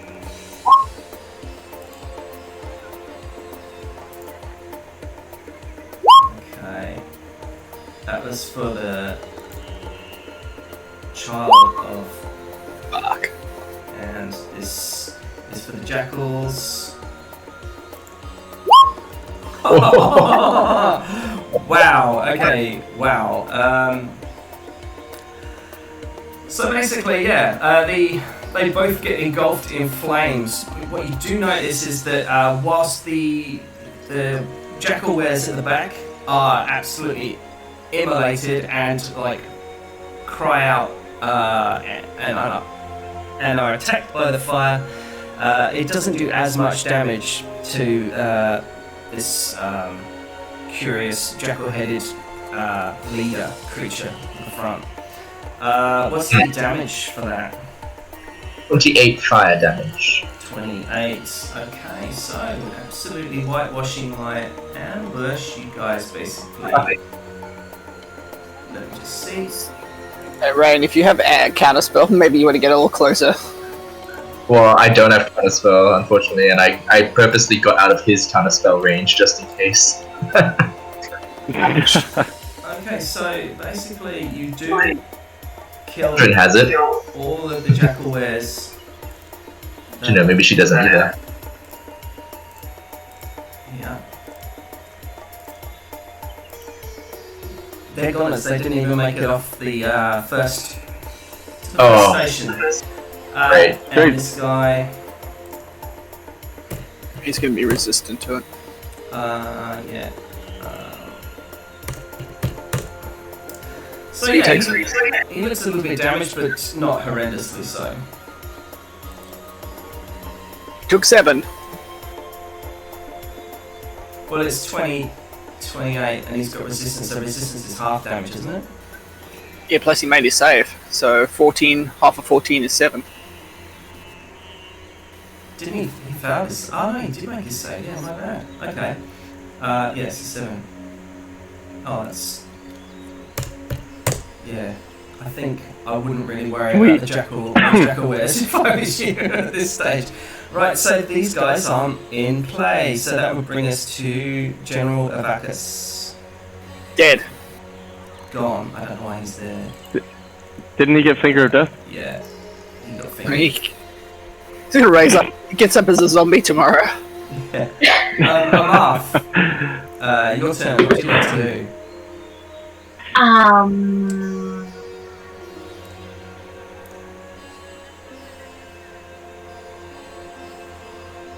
I am still learning character.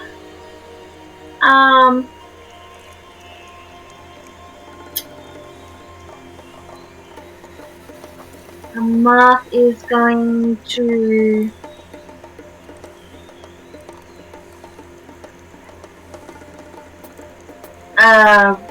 run forward with the scimitar of speed and attack.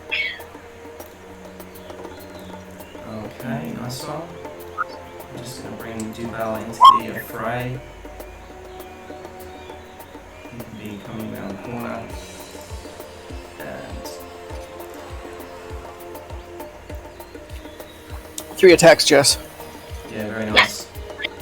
Computer's just taking a second.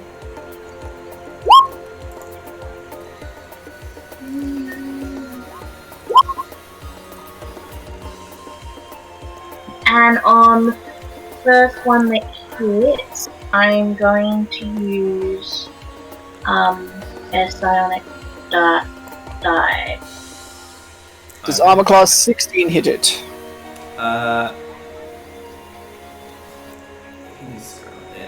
It doesn't. Unfortunately, Then does the second attack of 19 hit? 19 is a hit. So you only do 8 slashing damage, and then whatever other weird stuff you have. And then... Yes, strike, so 8 plus 3. 28. So 8 plus 3. 11 plus 8, so that's 19 total damage. Okay.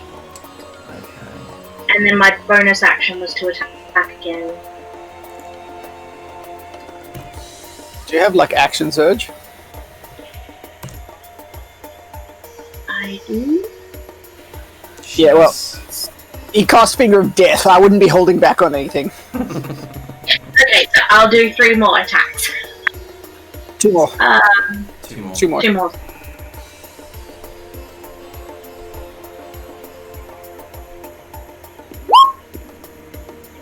Oh, beautiful. Nice. And I will use another dice on second D8.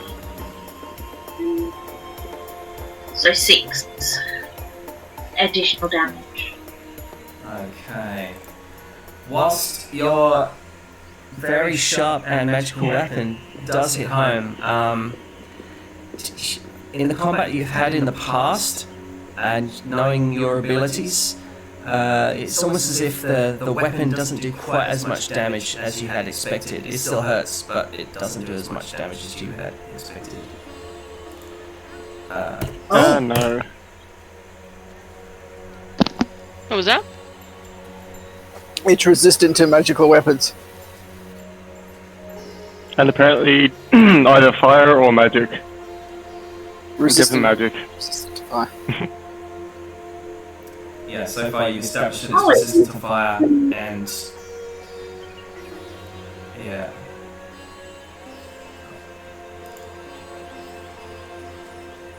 Okay, I'm after you. Want to take your last turn? She's done it. Oh, was that it? Okay, Finn. My roll D&D Beyond didn't add in my +2 to attack and +2 damage for the scimitar. Oh yeah. I think it did, because you got a +8 on your attack. Because that should be... Like, +2 for the plus on the hit, but it definitely doesn't have it on the damage. probably not the damage. Because I think I had the same issue with the one that Cam made for me in the other campaign as well. Is this a standard scimitar speed, or did you make it? No, standard. I mean, you're attuned to You it. rolled a 3, you got a +5. Yeah. So there should be another +2 to that. Yeah, you're right. No, it should be 5, because you get a +3 to Dex, because it's a Dex weapon. Is that right? Yeah. Mm-hmm. And then +2 damage for the fact that it's magical. Unless you have some sort of combat style, which you don't. You don't have the combat style of... Yeah, yep. your combat style is something else. Okay, all good. I wasn't sure. I'm not used to a fighter. Oh, good. She has a few little spells as well, like I think, and psionic abilities are. Yeah, I'm not talking about the psionics. I'm just talking about the weapons itself. So, but it also remember it took an additional 6 points of psychic damage. Eh? Yeah. And let's just have a look. What Did you it do resist notice psychic about that is it holds up its left hand, the open hand, and actually pinches at its temple when so whilst your blades come in and they maybe don't do as much damage as you had hoped, your psychic abilities to be able to like, force through like a splinter of agonizing pain straight into his mind, and yeah, he definitely reels from that one. So that's 3 points of damage there, wasn't it? 6 total, because it's +3. Yeah. That 8, the other 8 +3 for 11 for the first round was the psionic die. Alright, nice. Yeah, that's good. So that's your turns. Is there anything else you'd like to do? That's it. I think we can safely say now that these children and onlookers are starting to certainly back their truck up. And that would bring us to Finn. Okay. I am going to... All of a sudden the air around me just seems to move and swirl. And I raise slowly 10 feet into the air. Nice. And I just yell at him, "Get out!" And I guess it's dissonant whispers. Okay. So it needs to make a wisdom saving throw, please. Oh, okay, so it fails. With a So, 7. yep. So, Oh, I don't know if that did enough dice. Oh no, that is enough dice. 16 psychic damage. Yes. And he uses his reaction to run away up to his maximum distance. Yep, it's going to move as far as possible away from me. It is immune to fear. And I am literally just there. So it's going to go back the hell out of the door. Well, I guess, actually no. Retroactively, I'm literally just going to move. No, once, I don't think it's immune to fear. What? See, Finn, you should have actually walked up to him and then cast a spell. I'm just going to move there, okay? Alright, Simon, he's got And I'm to... 10 feet in the air. I'm like over him and I've cast this, so yeah, he's got to move the truck up. He's got to back the truck up. He's got to move now, Simon. Yeah. But just It as he doesn't move into danger. Yeah, but he moves. But unfortunately, he provokes an attack of opportunity from Amar. What do you mean, unfortunately? Well, I mean, unfortunately, because if you were standing next to him, he would have done 2 attacks of opportunity. Wayne? I apologize. Don't listen to me. Okay, so yeah, I'll keep that in mind for the future. basically runs out the door, kind of hissing and panting. It's the first time you've actually heard this creature make a sound, and it's like kind of... Imagine a jackal with a death rattle, so it's like kind of thing as it's sort of running it, so it's quite scary sound. Mark did an does attack hurt of opportunity. Yeah, Mark gets to hit him. Yeah. So yeah, go for it. Oh, never mind. Oh, what a one. Okay, so he's out the door. That would be Baron Samity. Alright, Baron. So Baron bows to his companions. Then he walks.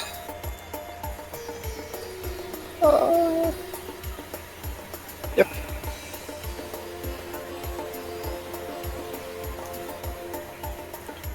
Then he'll drop a hex onto the Jackalware, making him have disadvantage to strength. And I said to him, "Time to go back to the desert."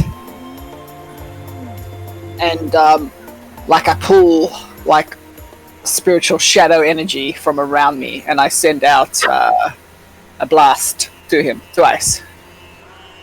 Okay. Right. Roll it up. Yep, if I could actually find it. Here we go. I assume 12's a miss. So I will use Favoured of the Gods and add an extra 2d4 to that. Oh, you're gonna be kidding me. I guess 15's a miss as well. 15 All is right. a miss. Yeah. Second attack. I'm a clock 18. Is a hit. So you can take 11 points of force damage, Okay. an extra 2 points of psychic damage. Sorry, not psychic, necrotic damage, and he gets knocked 10 foot or further away from us. Get out the house. Okay, necrotic. So 11 force, 2 necrotic, and he's knocked 10 foot further away. Back to the desert, you demon. So he's pretty much out in the garden now. So it's Theatre of the Mind. The garden, you remember, is basically this like ornate. There's like cactuses there and flowering cactuses, lots of water features, and a big winding path. So he's spilled out onto the winding path that leads up to the palace. Anything else you'd like to do, Samadhi? Nope, I'm done. Thank you. Okay, that brings us to Qualandrin. She will move 30 feet to sort of get to the other side of that fountain. Can she see him through the doorway? I would say yes. Fabulous. She will send in a 100-foot lightning bolt after him. Okay. DC 14 dex save. Can I see him? Can I use one of my portent dice? Oh, never mind. Yeah, he fails it. Too late. Oh, he's not having good luck, is he? No. 30 damage. Oh, damn. So how much lightning damage is that? So 32. Yep. Okay. Qualandrin. Whilst it does beat his ass somewhat, you do notice that again, perhaps you're a magic user. He is somewhat resistant to lightning damage, as he's being pushed and hightailing it away currently. Yeah, I figured he would be, but it was the only level 3 damaging spell she really had that would have a decent number of dice. Okay. How long does your fear spell last there, Finn? It's I wouldn't say it's not really a fear spell. That's the weird thing about it. Okay. It was literally it's dissonant whispers. So the whole thing about it is basically Does he make a save at the end of his turn or end of your turn? How does it work?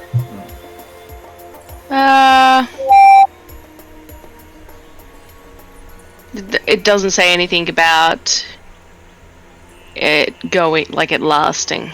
All right. So it Yeah, just it looks happens. like It's just more that just one- like I've just I guess it's just like a one-off frightened move away. Right. Okay. Basically, the creature with its sort of gaping maw and like razor sharp teeth kind of glares at you, Finn, and kind of begins to run towards you. And then I'm in vanishes. 10 feet in the air. Please don't forget. Okay, well, it runs towards the door, vanishes, and then appears hovering above the bath to the height of the ceiling to match your gaze, because this thing has a flying speed of 120 foot and can teleport. Shithead. And again, it has this menacing, unrelenting, like wolpine grin, just sort of glares at you. You notice that fresh tears of gold have sort of pooled around its eyes and now looks like a golden mascara. Like whereas before it was just a small little trickle, now it's just like pouring down its face. Its eyes glow red and and it then casts. I'm just reading it. Basically, cast this. Let's read it all together. Oh god, no. What is it? Oh no. You little. Alright, so first of all, does he cast it at a higher level slot? Does he cast it because at 4 he can only target 1? Yeah, he's he using just points it at Finn. Well, Finn, you're going to make a charisma saving throw. And if you fail, you get banished to a demi-plane, or if you're from another plane of existence. If he maintains concentration for a minute, then you're gone for good. Oh, Finn. So the Good. charisma Thank save. you. So make a charisma saving throw. This could be your moment to shine, Amarth. Finn, Yes. your dice is a 16 plus your charisma. Say that all again. Your dice is a 16 plus your charisma.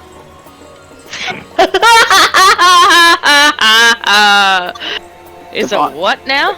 So Divina, she basically said, you rolled a 16. That's what she said. Plus my what? Just plus. Charisma? Plus your Just as if you're making a charisma saving throw, but you rolled a 16. So I rolled a 16. Plus 5. So I got a 21. So what happens? It points its hand at you and kind of claws the air, as if it's kind of pinching into the fabric of time and space, and pulls it open. But it's like it expected it to be able to open a pocket of which to thrust you through. But it's almost like his fingers dropped, and it is completely bewildered. Like, that is some real bad luck. Like, that just doesn't happen. That's never happened before. And basically, you get the impression that maybe not through your good fortune, but maybe through his bad luck, he wasn't actually able to manifest a spell, and he just looks confused. Very nicely done. I don't get a reaction or anything, really, do I? You could if you had like counterspell or something like that. Yeah. No, I don't. Oh well, all good. Amartha's flipping him off. Sorry? Not Finn, the dog thing. Amartha's flipping him off. Fair enough. Okay, so I just want to announce now, this is pronounced Wep-Wawet. Okay, and it's actually, so I don't just make up these crazy names, this is actually a name of an older god that's older in Egyptian mythology than Anubis. So it's the god that spawned the god Anubis. So, badass. It's a war deity. Yeah.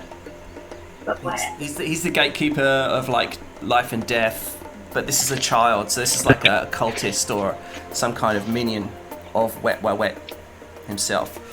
Anyway, so that's about backstory there. So that's his turn. He doesn't fuck it up. Perhaps Bishaba, the goddess of ill fortune, looks his way and he fucks up. Dorfall, your turn.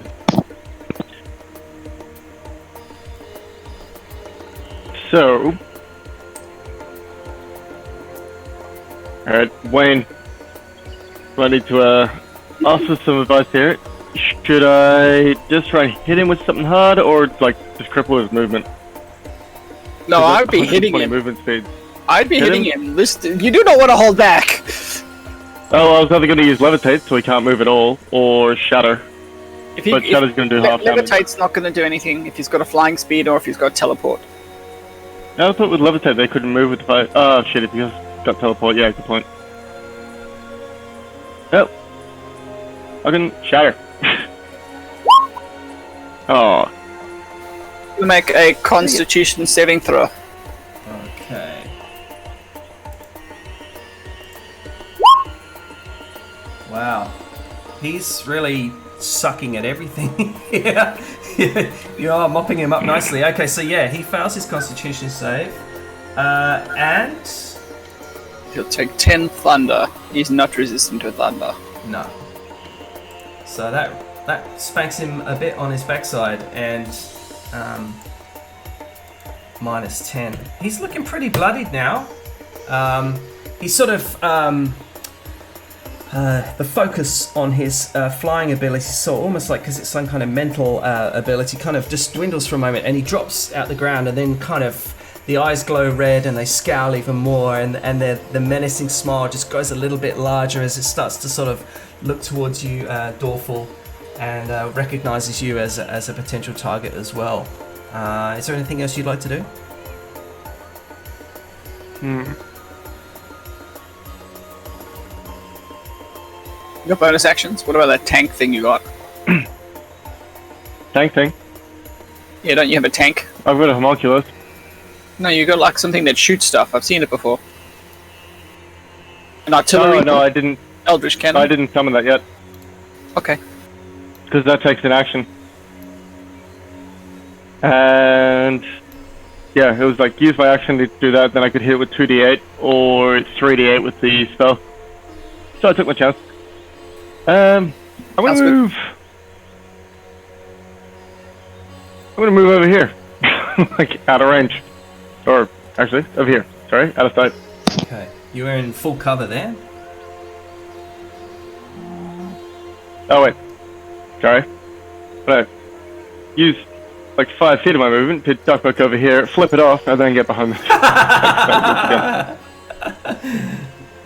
Wunderbar. Alright, very nice. That would bring us to Rain.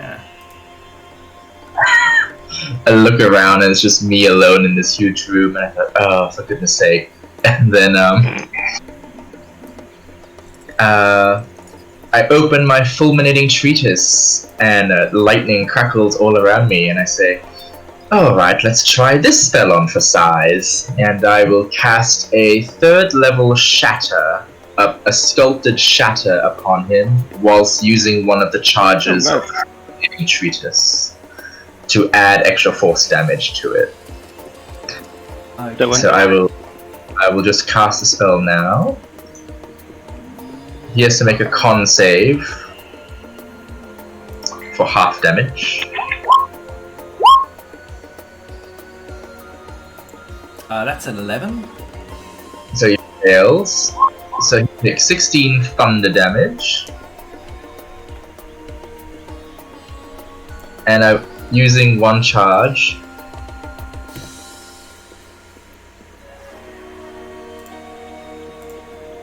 He takes an extra 2d6 force damage.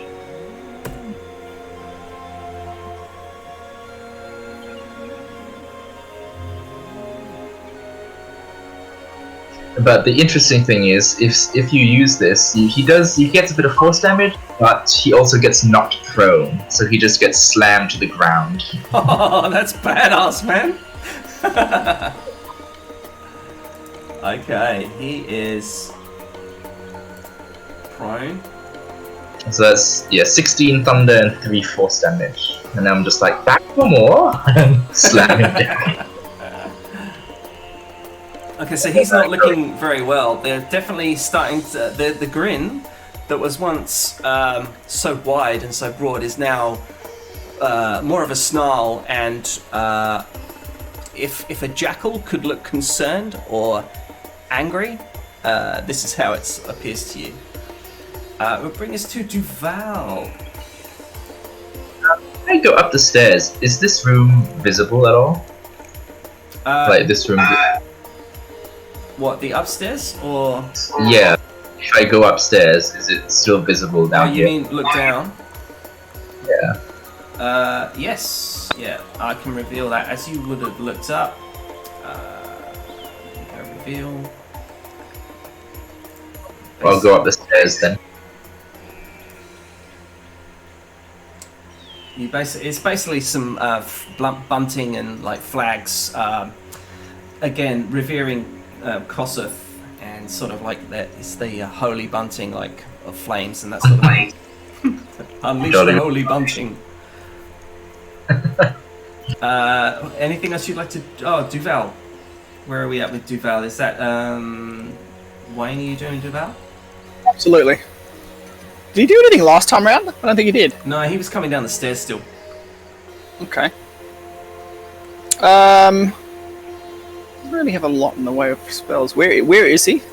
He's right up here to the north. Oh, can you move him closer then? I can't move his counter. Oh, okay, sorry, yeah.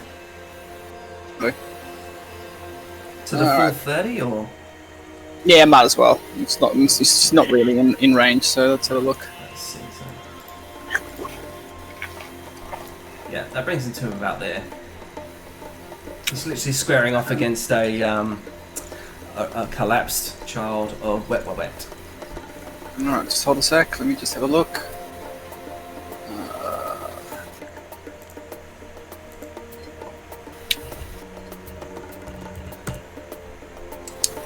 He's too far. Yeah, he's just... hold on.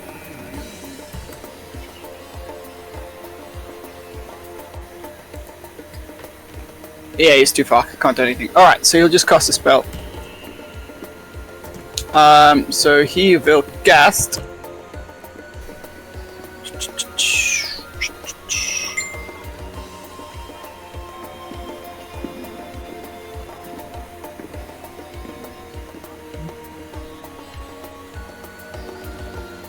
Have you cast a spell as a bonus action on each of your turns?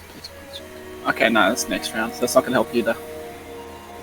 Alright, he will do Magnify Gravity. I think that's all he's got. Okay. So, Constitution saving throw DC 13.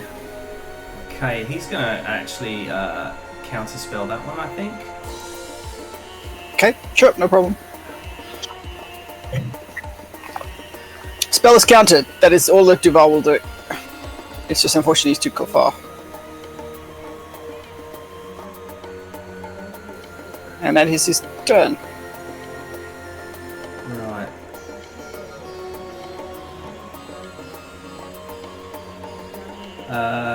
So that would bring us to a Marth.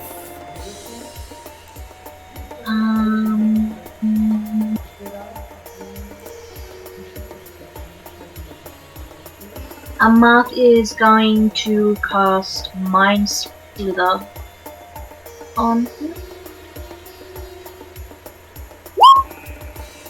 Oh, that is a great amount of damage. Okay, yeah, he wears it. Does it not have another effect?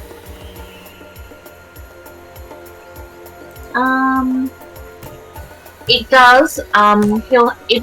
If he fails his saving throw, he'll have to take a 1d4 from the next saving throw it makes before the end of my next turn. So he's going to make an intelligence saving throw DC 14. Okay, cool. Alright, so nothing happens. So yeah, it shrugs it off. Is there anything else you'd like to do?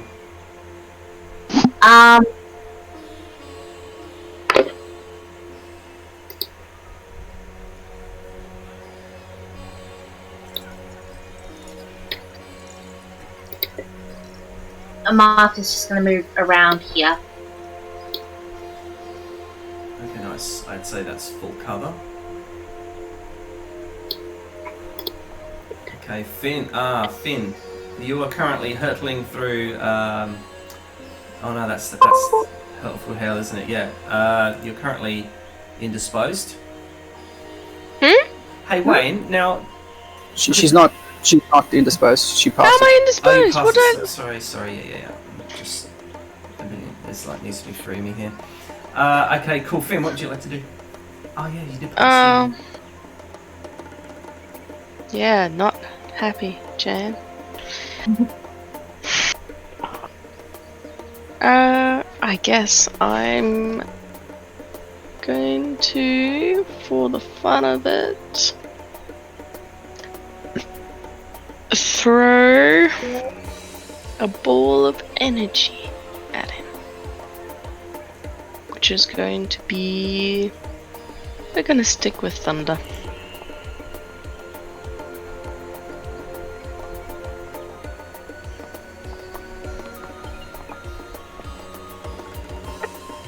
Well, that failed miserably.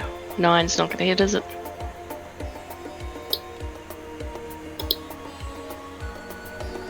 No, armor class 9 is not going to hit. Because even a 15, 16 is missed. And for such good damage too. Oh well. I throw a ball of energy and it misses. Okay, El Baronio. Unless there's anything else you'd like to do, Finn, do you have a reaction or movement or... I'm probably just going to get to and drop to the ground and move just to the side there.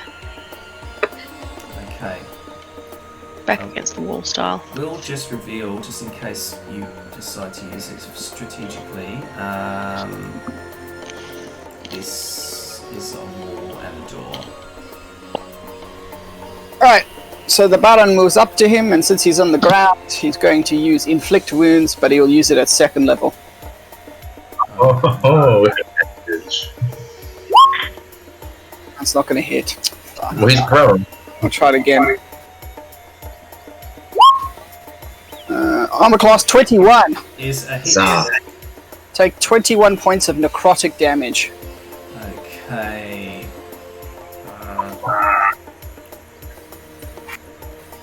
Oh, and an additional D2d6 of necrotic. Sorry, an additional 1d6 of necrotic damage. What was it? From Heck. So you can take another 3 points of necrotic. Okay, wow. How do you want to do this?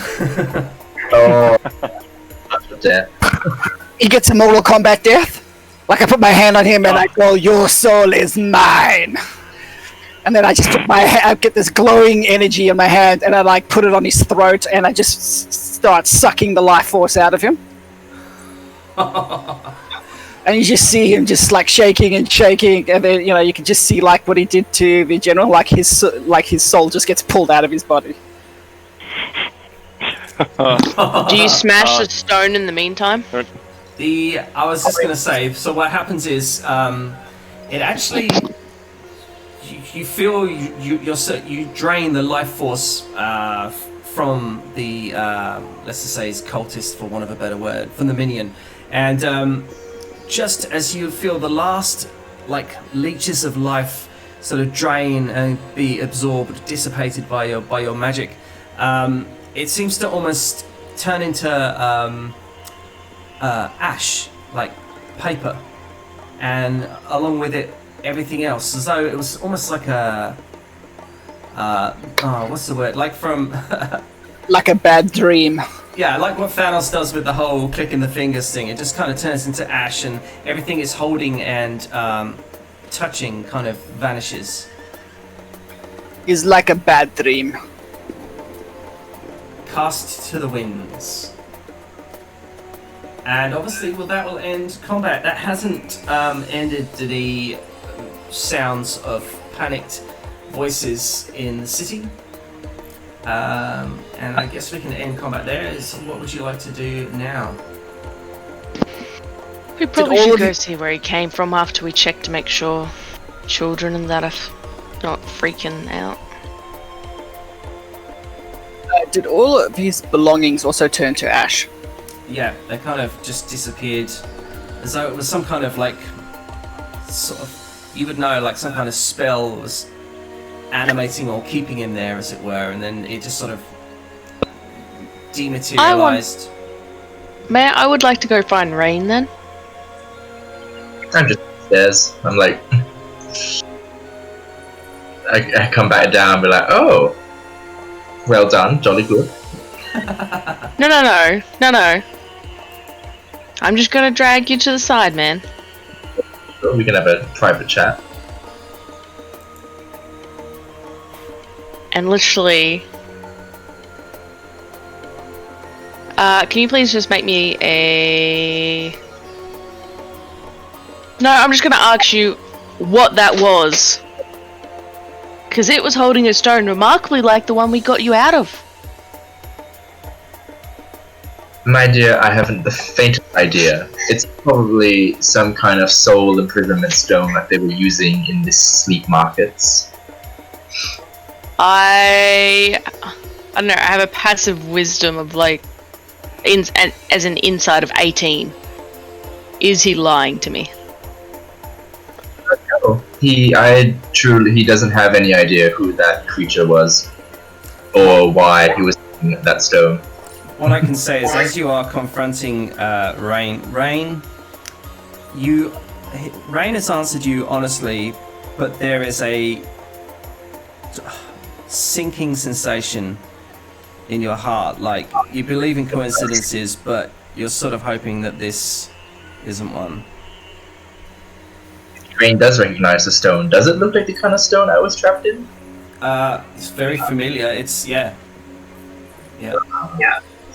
I will lower my voice to a whisper and say, well, between the sleep market being set up some years ago, and the fact that a robed figure, set that up, and the fact that my master has sequestered himself in a necropolis, it is one too many coincidences for my liking. I'm hoping they're not the same figure, but we may have to be prepared for that possibility. It's something I am considering.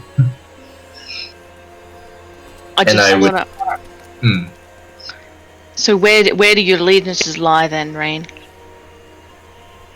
I have to say, I would be shocked if my master was the person who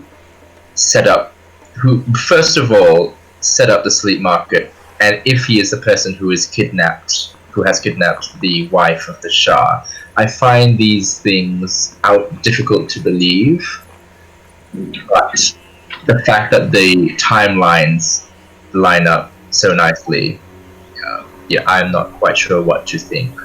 And you saw what happened the last time I tried to telepathically contact him. We had a broadcast that, hit half the people in the damn tavern. So we may have to be more subtle about it. I may have to try and speak with him privately, perhaps later today, or see what we can scrounge up from the library. And I would appreciate if you just kept this from Qualandrin and perhaps Amath, just for the time being. Just keep it amongst the friends for now. I just glare at him because I didn't mention anything about the Raj's wife. Oh, I assume my familiar was with the team, or in the rafters or something. I meant in my questioning just then. Oh, I forgot about socks. Socks, yeah. Never forget about socks. I just always assume Socks is around. Yeah, but it would have helped me. Somewhere. But alright. No, it's cool. Alright, I just I'm suspicious still of Rain. I've let it go, but I'm suspicious. Alright. Okay, so you basically both children are crying, and they are calling out for their father. And when I grab him off the other map, he comes over and looks ashamed. His head is down, and he just puts his hand on his son's shoulder and beckons Watera over to him. The rest of the crowd sort of disperse and sort of go and basically drown their sorrows. And, Baron would like to have a word with Naraj. Okay, very well. Baron goes before him and takes his top hat off and bows, and he goes, 1,000 pardons, my lord. It appears that we were unable to save your valiant general. And we do apologize for any damage we have done to your house. Unfortunately, we were not quick enough this time round. He says, material belongings are really nothing to me, and you get the impression that wealth is not a problem, and he has plenty of resources to fix up the palace. He says, truly I am very sad. General Evacus was the leader of my army, and now I will have to recruit someone else. He had a family. He had a son. He says, now you can see this threat comes to my very doorstep. He says, whether it is ill-fated, whether the sands of time are ill-fated in this manner, or perhaps maybe even your presence here has provoked it somehow, but he says, I fear only the worst now for my city. He says, he sort of beckons you forwards and lowers his voice much quieter, and he says, I struck an accord with the man who approached me. He says, the exchange was an agreement between two men. We came to the conclusion that I did not want the souls of my citizens to be harvested. And as an exchange, I permitted and he can't bring himself to say it, and he sort of goes, I permitted a trade which I am not proud of in Dukan Makarab. He says, truly I have been a recluse these last few years, not just through mourning my wife's disappearance, but through shame. Whilst I keep my people safe, I cannot look them in the eye. And he sort of whispers that very sort of quietly to you. Can you describe this man that you spoke to many years ago? He says he came in humble sandals and a big mass of black robes. He says books hung from him like weapons, like a cleric would have a mace. He says like he had a presence about him that truly made me on edge, and I think whatever agreement we fashioned in those years past has poisoned the well, as it were, and now perhaps his powers have grown even beyond maybe his control. I do not know. He never gave a name, but some in the city referred to him as a master or the master.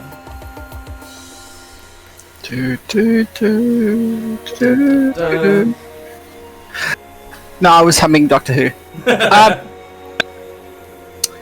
This master, is he from the necropolis? Is that his base of operations? He says, for the guards that made it back, he says it would indicate that that's where he chose. And he sort of sneers a little bit. He says that's where the rat chose to hide out. He says it's a maze, that place, and full of resources. And he sort of spits on the ground. It's full of resources that a man like that might use. If we were to remove this irritation from this city of Waka, Wayne can't pronounce it. You can walk around. Yeah. Is there a consequence to your city for the bargain you made? Is it a good thing for your city, or or does the bargain mean that your souls of your citizens are now up for grabs? He says, all the while, the master is present here on my soil, and the Mopmowana Accords are broken, then all citizens, all living creatures with a soul are at risk. And he sort of says, also I am led to believe. I'm confused. Does that mean we can, if he was to shuffle off this lot of coil, would that be good or bad? I'm confused. It sounds like it would be bad. He says it would help me and my citizens greatly if he was to be eliminated, destroyed, sent back to the foul crevice of which he crawled. Well, then that is what we shall do. He says, I must remain here and try and repair what has happened to my city, what has happened to my palace, my home, and comfort my children. He says, any resources, if you need horses, if you need camels, any of this is at your disposal.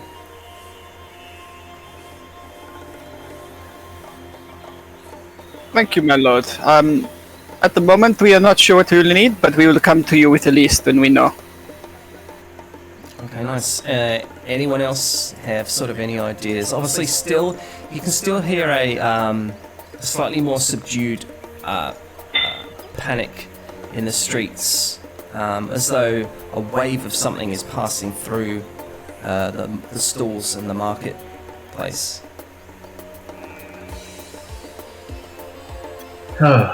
Should we clear out the market then? I know we nearly came to blows with them before, but I think there's a difference between the night market and the regular markets. Yeah, This must be the regular market. it's a market city, so basically it's like it boasts one of the largest markets. But you can buy like clay pots, you can buy wicker baskets, paprika, cinnamon, all that kind of random shit. That's what majority of the city is made up of. Legit markets, but just to one corner, like tucked out the way, is where nobody dares to tread, is the Mopmowana sleep markets, which is where the exchange of souls happen, and obviously the exchange of soul has brought people or creatures that choose to bargain with souls. So hence devils and liches and people that find value in souls. Does the Raj believe that his wife is thus a hostage to ensure the safety of the markets? Is that why he hasn't broken the contract and made a move on them? So when you speak to him and you ask him, what he suggests is that it was almost convenient that his wife went missing, and then a few days later he was approached by this master, this dark-clad figure, and whilst the master never actually said, you know, your wife has been kidnapped, he would always sort of allude to the fact that it's somewhat resemblance of how he can't look after his people. And the master said, I'll do what I can to make sure that she's safe, and if I can find her. And it was just almost like her, for want of a better word, like a marriage of convenience. It was just a bit too coincidental that she went missing, and he sent out a search party, couldn't find her, and then like I could say about a week or so later, this mysterious figure comes on the scene and starts trying to garner this dark relationship. Does anybody in the party have anything that we could use to like ascertain whether she is still alive?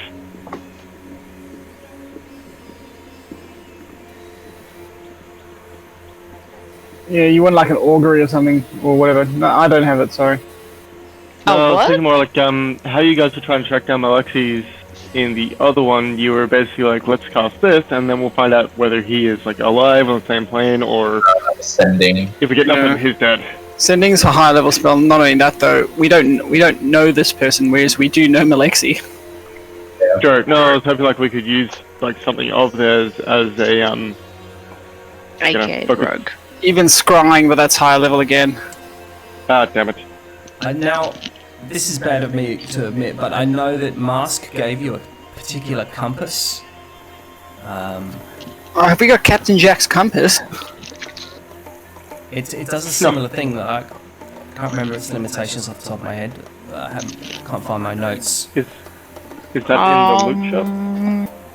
I think that's something you had in the Shadowfell. It was a when you did a one-off. But if you can't find it, then you can't find it. God, compass.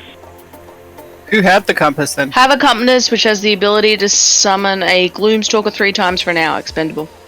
Oh, that's right. That's all I've got written for the compass. Yeah. And I didn't even watch that episode. I wasn't there for that episode. See, this is why you're the best. Oh, Like quartermaster. worship at my feet. Carry on my wayward Hannah. I literally have to write notes about every single thing, like every cup of tea that your characters drink from now on. I have to write down because it will always come into play. But basically, no. From your resources that you can pull together and all the magical items that you may have found, unless you have a spell, there's no real way of discerning. Is there a temple or a church or somewhere we could contact someone that can use one of those and like pay them for the service to determine that one? Because if she's dead, then that drastically changes how we need to move forward with this. If she's alive, then we could try and rescue her. There certainly is temples of Kossuth. This seems to be the primary deity. And Kossuth, you know, is a very popular deity, so has really quite a large backing and a large following. So, yes, back in the town, as it were, or sorry, the city, there would be a temple around, yeah. So, I'm gonna say we should probably go have a chat to them and see if we can work out what's going on there, because that changes whether this is like a vengeance mission or a rescue mission. I don't know how much it does change it though, because we still have to go the same direction. We still have to go there. We still have to try and remove that dude. I mean, like if we start destroying the markets while she's still alive, then that might get her executed. No, but we're not going after the markets. We're going after the necropolis, which is not the same thing. Oh, sorry, I thought we were floating the idea of taking down the markets as well. I think that is afterwards. Right. Necropolis first is what my understanding. Is that correct? Am I understanding this correct, guys? What? Say again? We're going after the necropolis first and the markets second. Markets first, as in we're just going to the main markets, not the sleep markets. No. That's not what I meant. I think that's not what it meant me either. Are we going to destroy the sleep markets first, or are we going to go to the necropolis first and try and remove this guy and rescue people if we do come across them?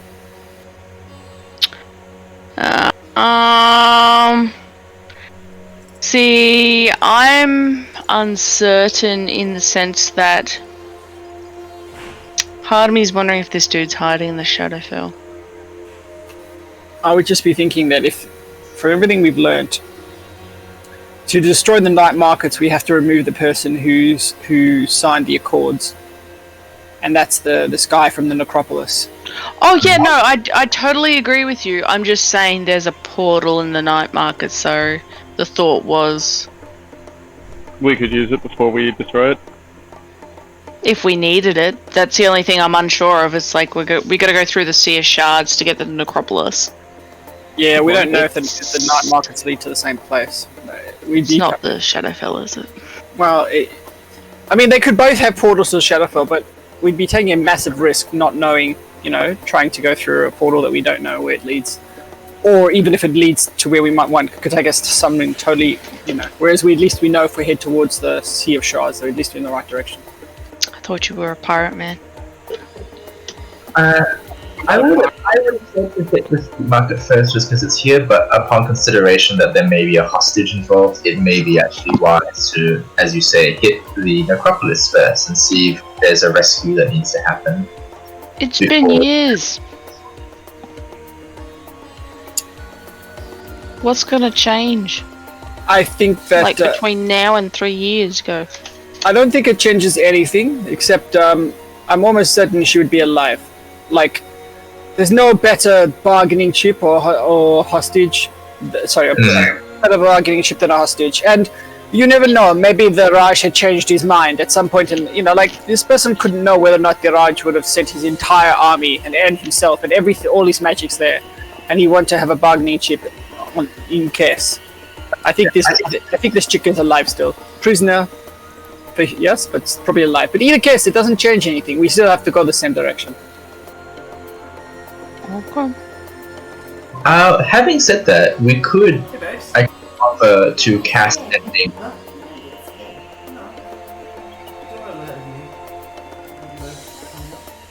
What the?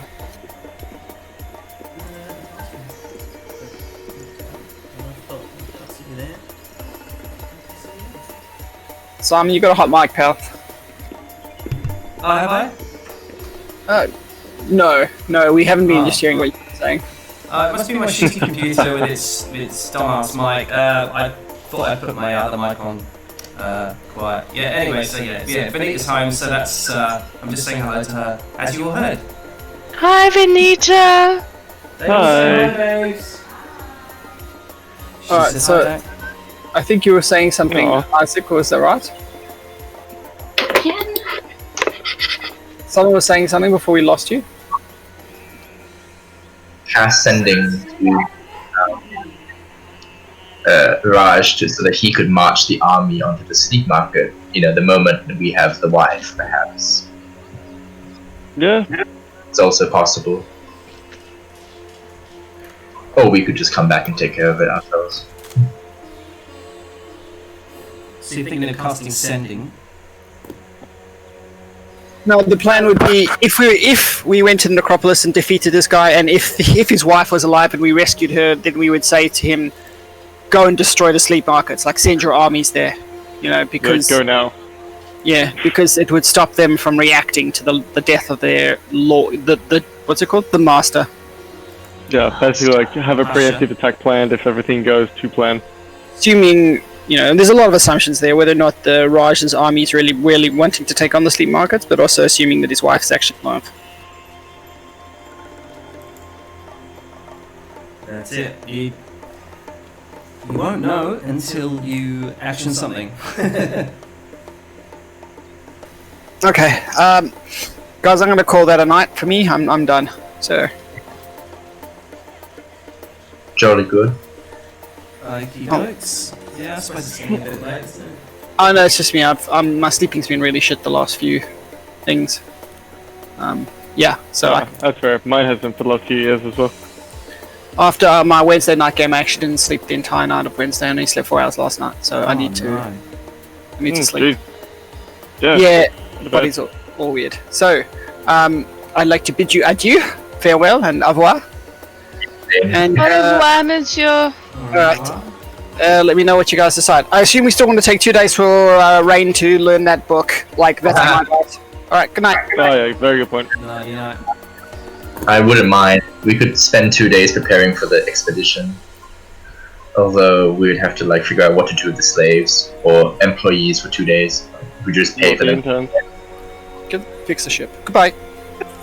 Night night. That's it. Nothing wrong with our ship. Thank you.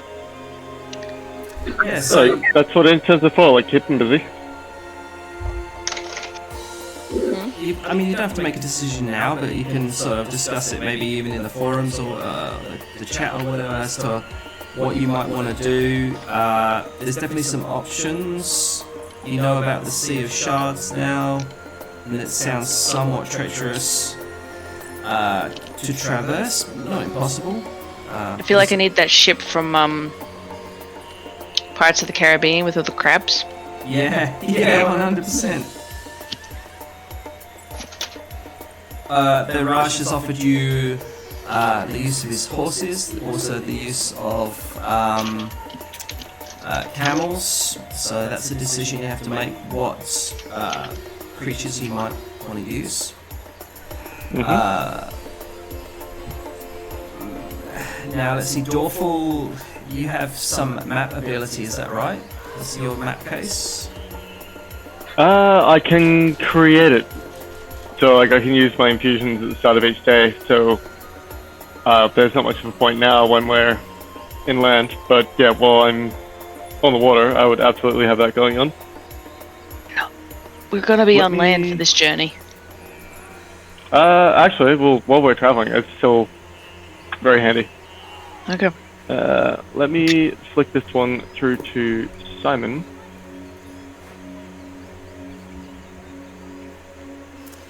You know, I'm just gonna put it in the chat so you all know what it can do. So, Rain, given the coincidence that's happened recently, you're able to cast your mind back to your master experimenting with certain avenues, but maybe nothing quite like the sound of what this is. But I'll need to have a private chat with you about your master's background to really discern.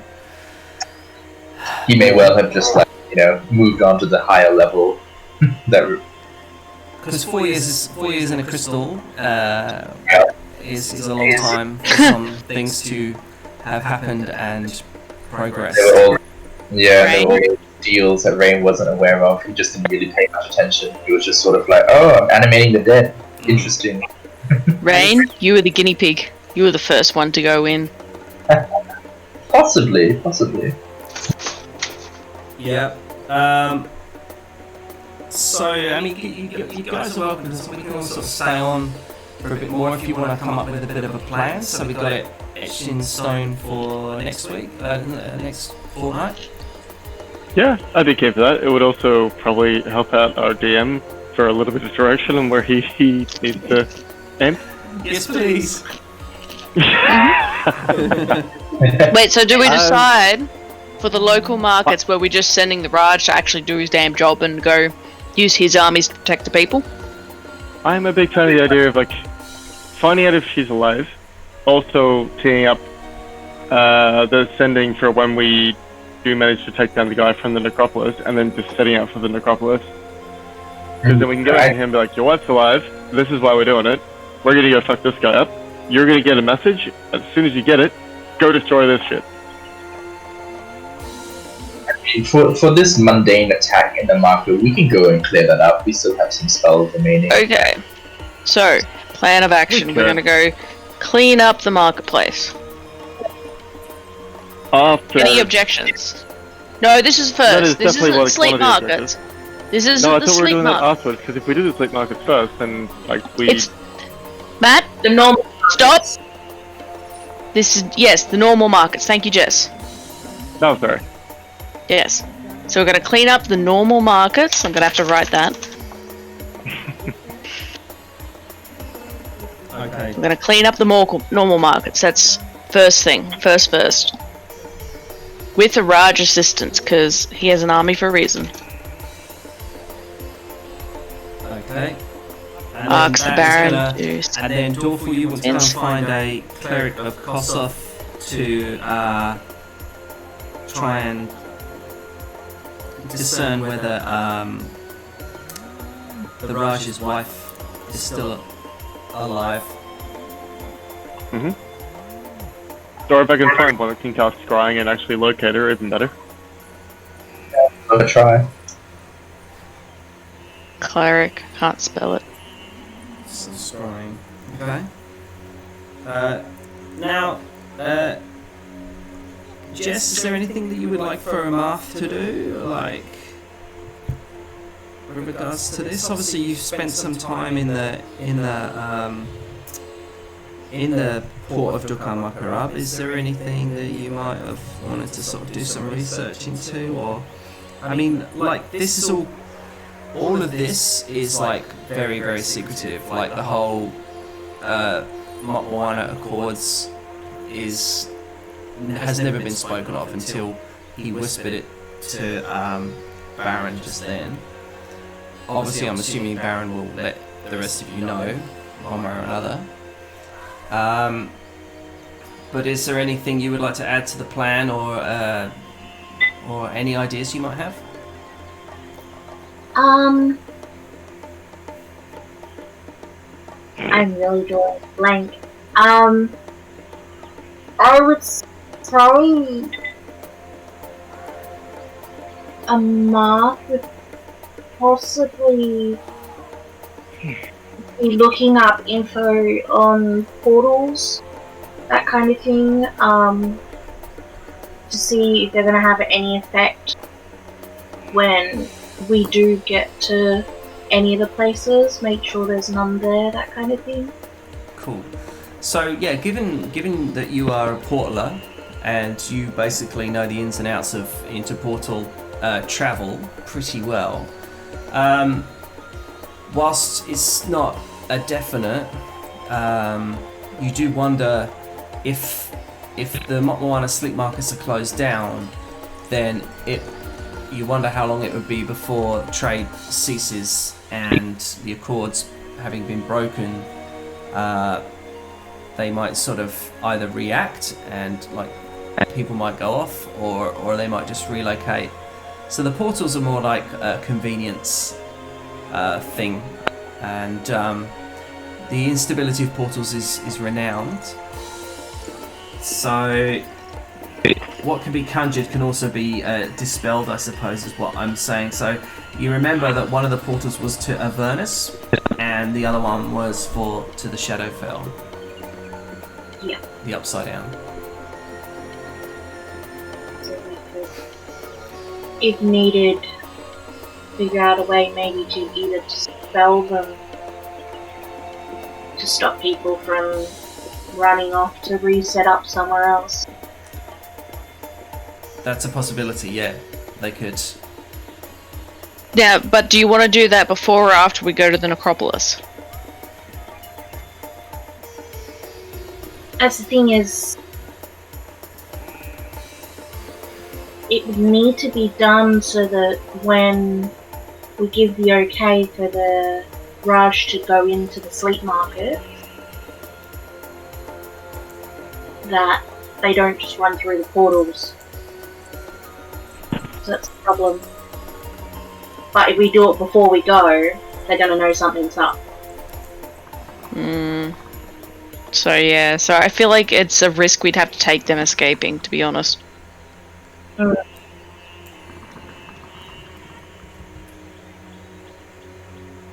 So maybe we just might have to leave that till after the necropolis. Yeah. How much does Amath know about? Yeah, I think you're right. Amarth, you've only really been in the town. It hasn't been your focus of attention. You've been able to find out about the sleep markets because literally you just stumbled. You're such a curious character that you stumbled across them, and you did some searching, did a bit of digging, and were able to pick out a name of Precious Molly. And that's about it. As far like it's pretty much a shameful secret. Like no one really sings about. If they know, then they keep quiet. But whereas most people are just ignorant, so they don't know that there's a necropolis just a few days sort of journey from them and that sort of thing. So. Okay, well maybe Mark could probably also look into a necropolis and see if there are also any portals in the necropolis. Try and find out info. Yeah, that's a good idea.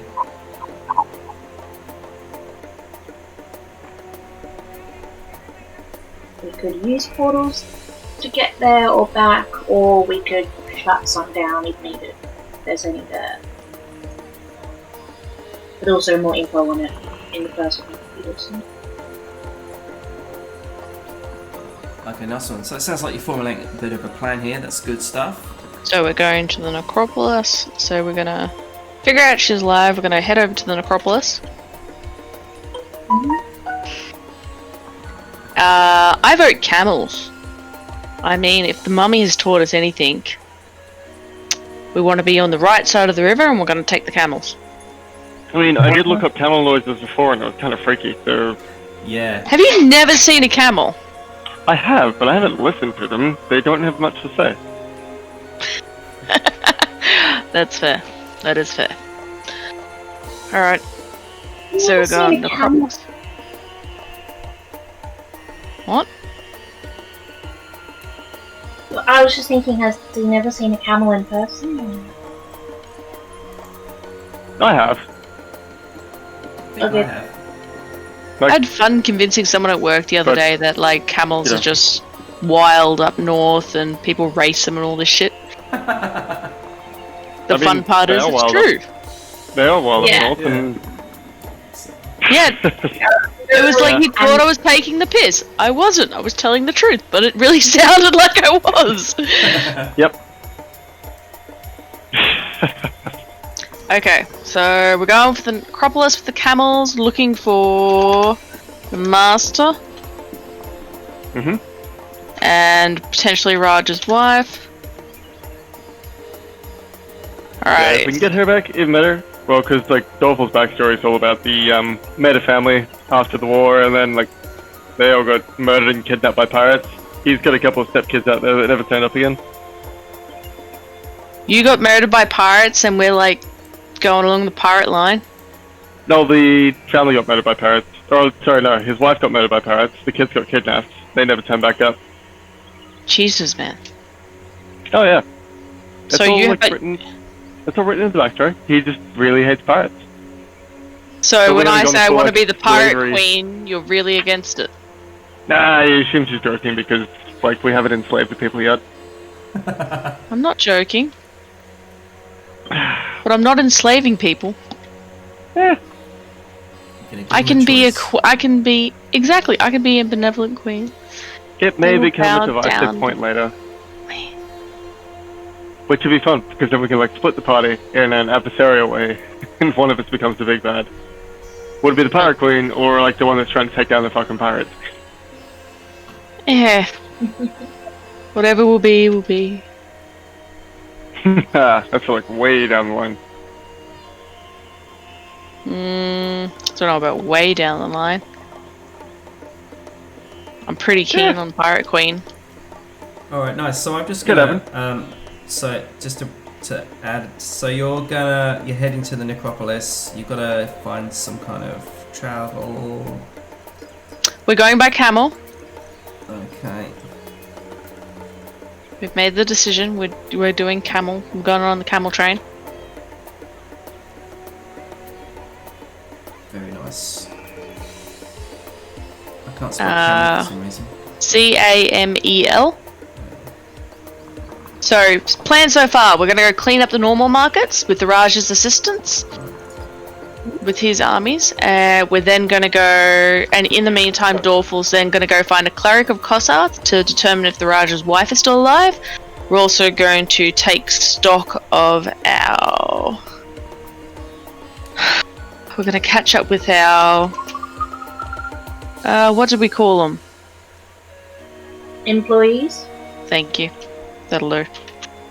I like No. interns at this point. No, there's only one intern. This is the ship Okay. full of people that aren't slaves. Yeah, Anymore.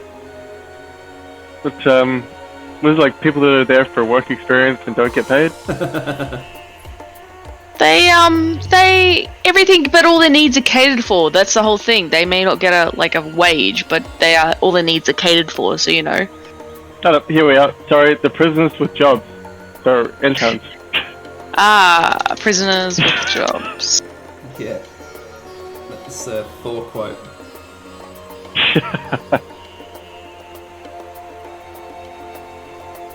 Alright, well that's good. That sounds like you've got a bit of a plan. That's something I can act on. And then we're That's off to the necropolis with camels looking for the master and potentially Raj's wife.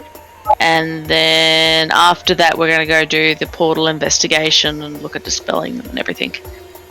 Fantastic. I do not recall enough of Javal's backstory to say whether we should add anything into that plan to do with him, though. Yeah, that'll just be something he can. Off the cuff. I'll put this Like, up so we'll he work can it out. listen. And if there's anything he really Cam really wants to add in, then we'll let him factor that in.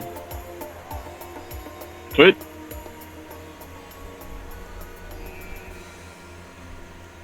And then will we take 2 days to finish studying the tome and gathering resources before we do this expedition? I feel like that's Yeah, absolutely. going to be included in the whole time. So after we go clear the markets, that's when people are going to do individual things like you'll get to and study. Dorf will go talk to the cleric. I mean, We'll catch up with their prisoners and figure their shit out.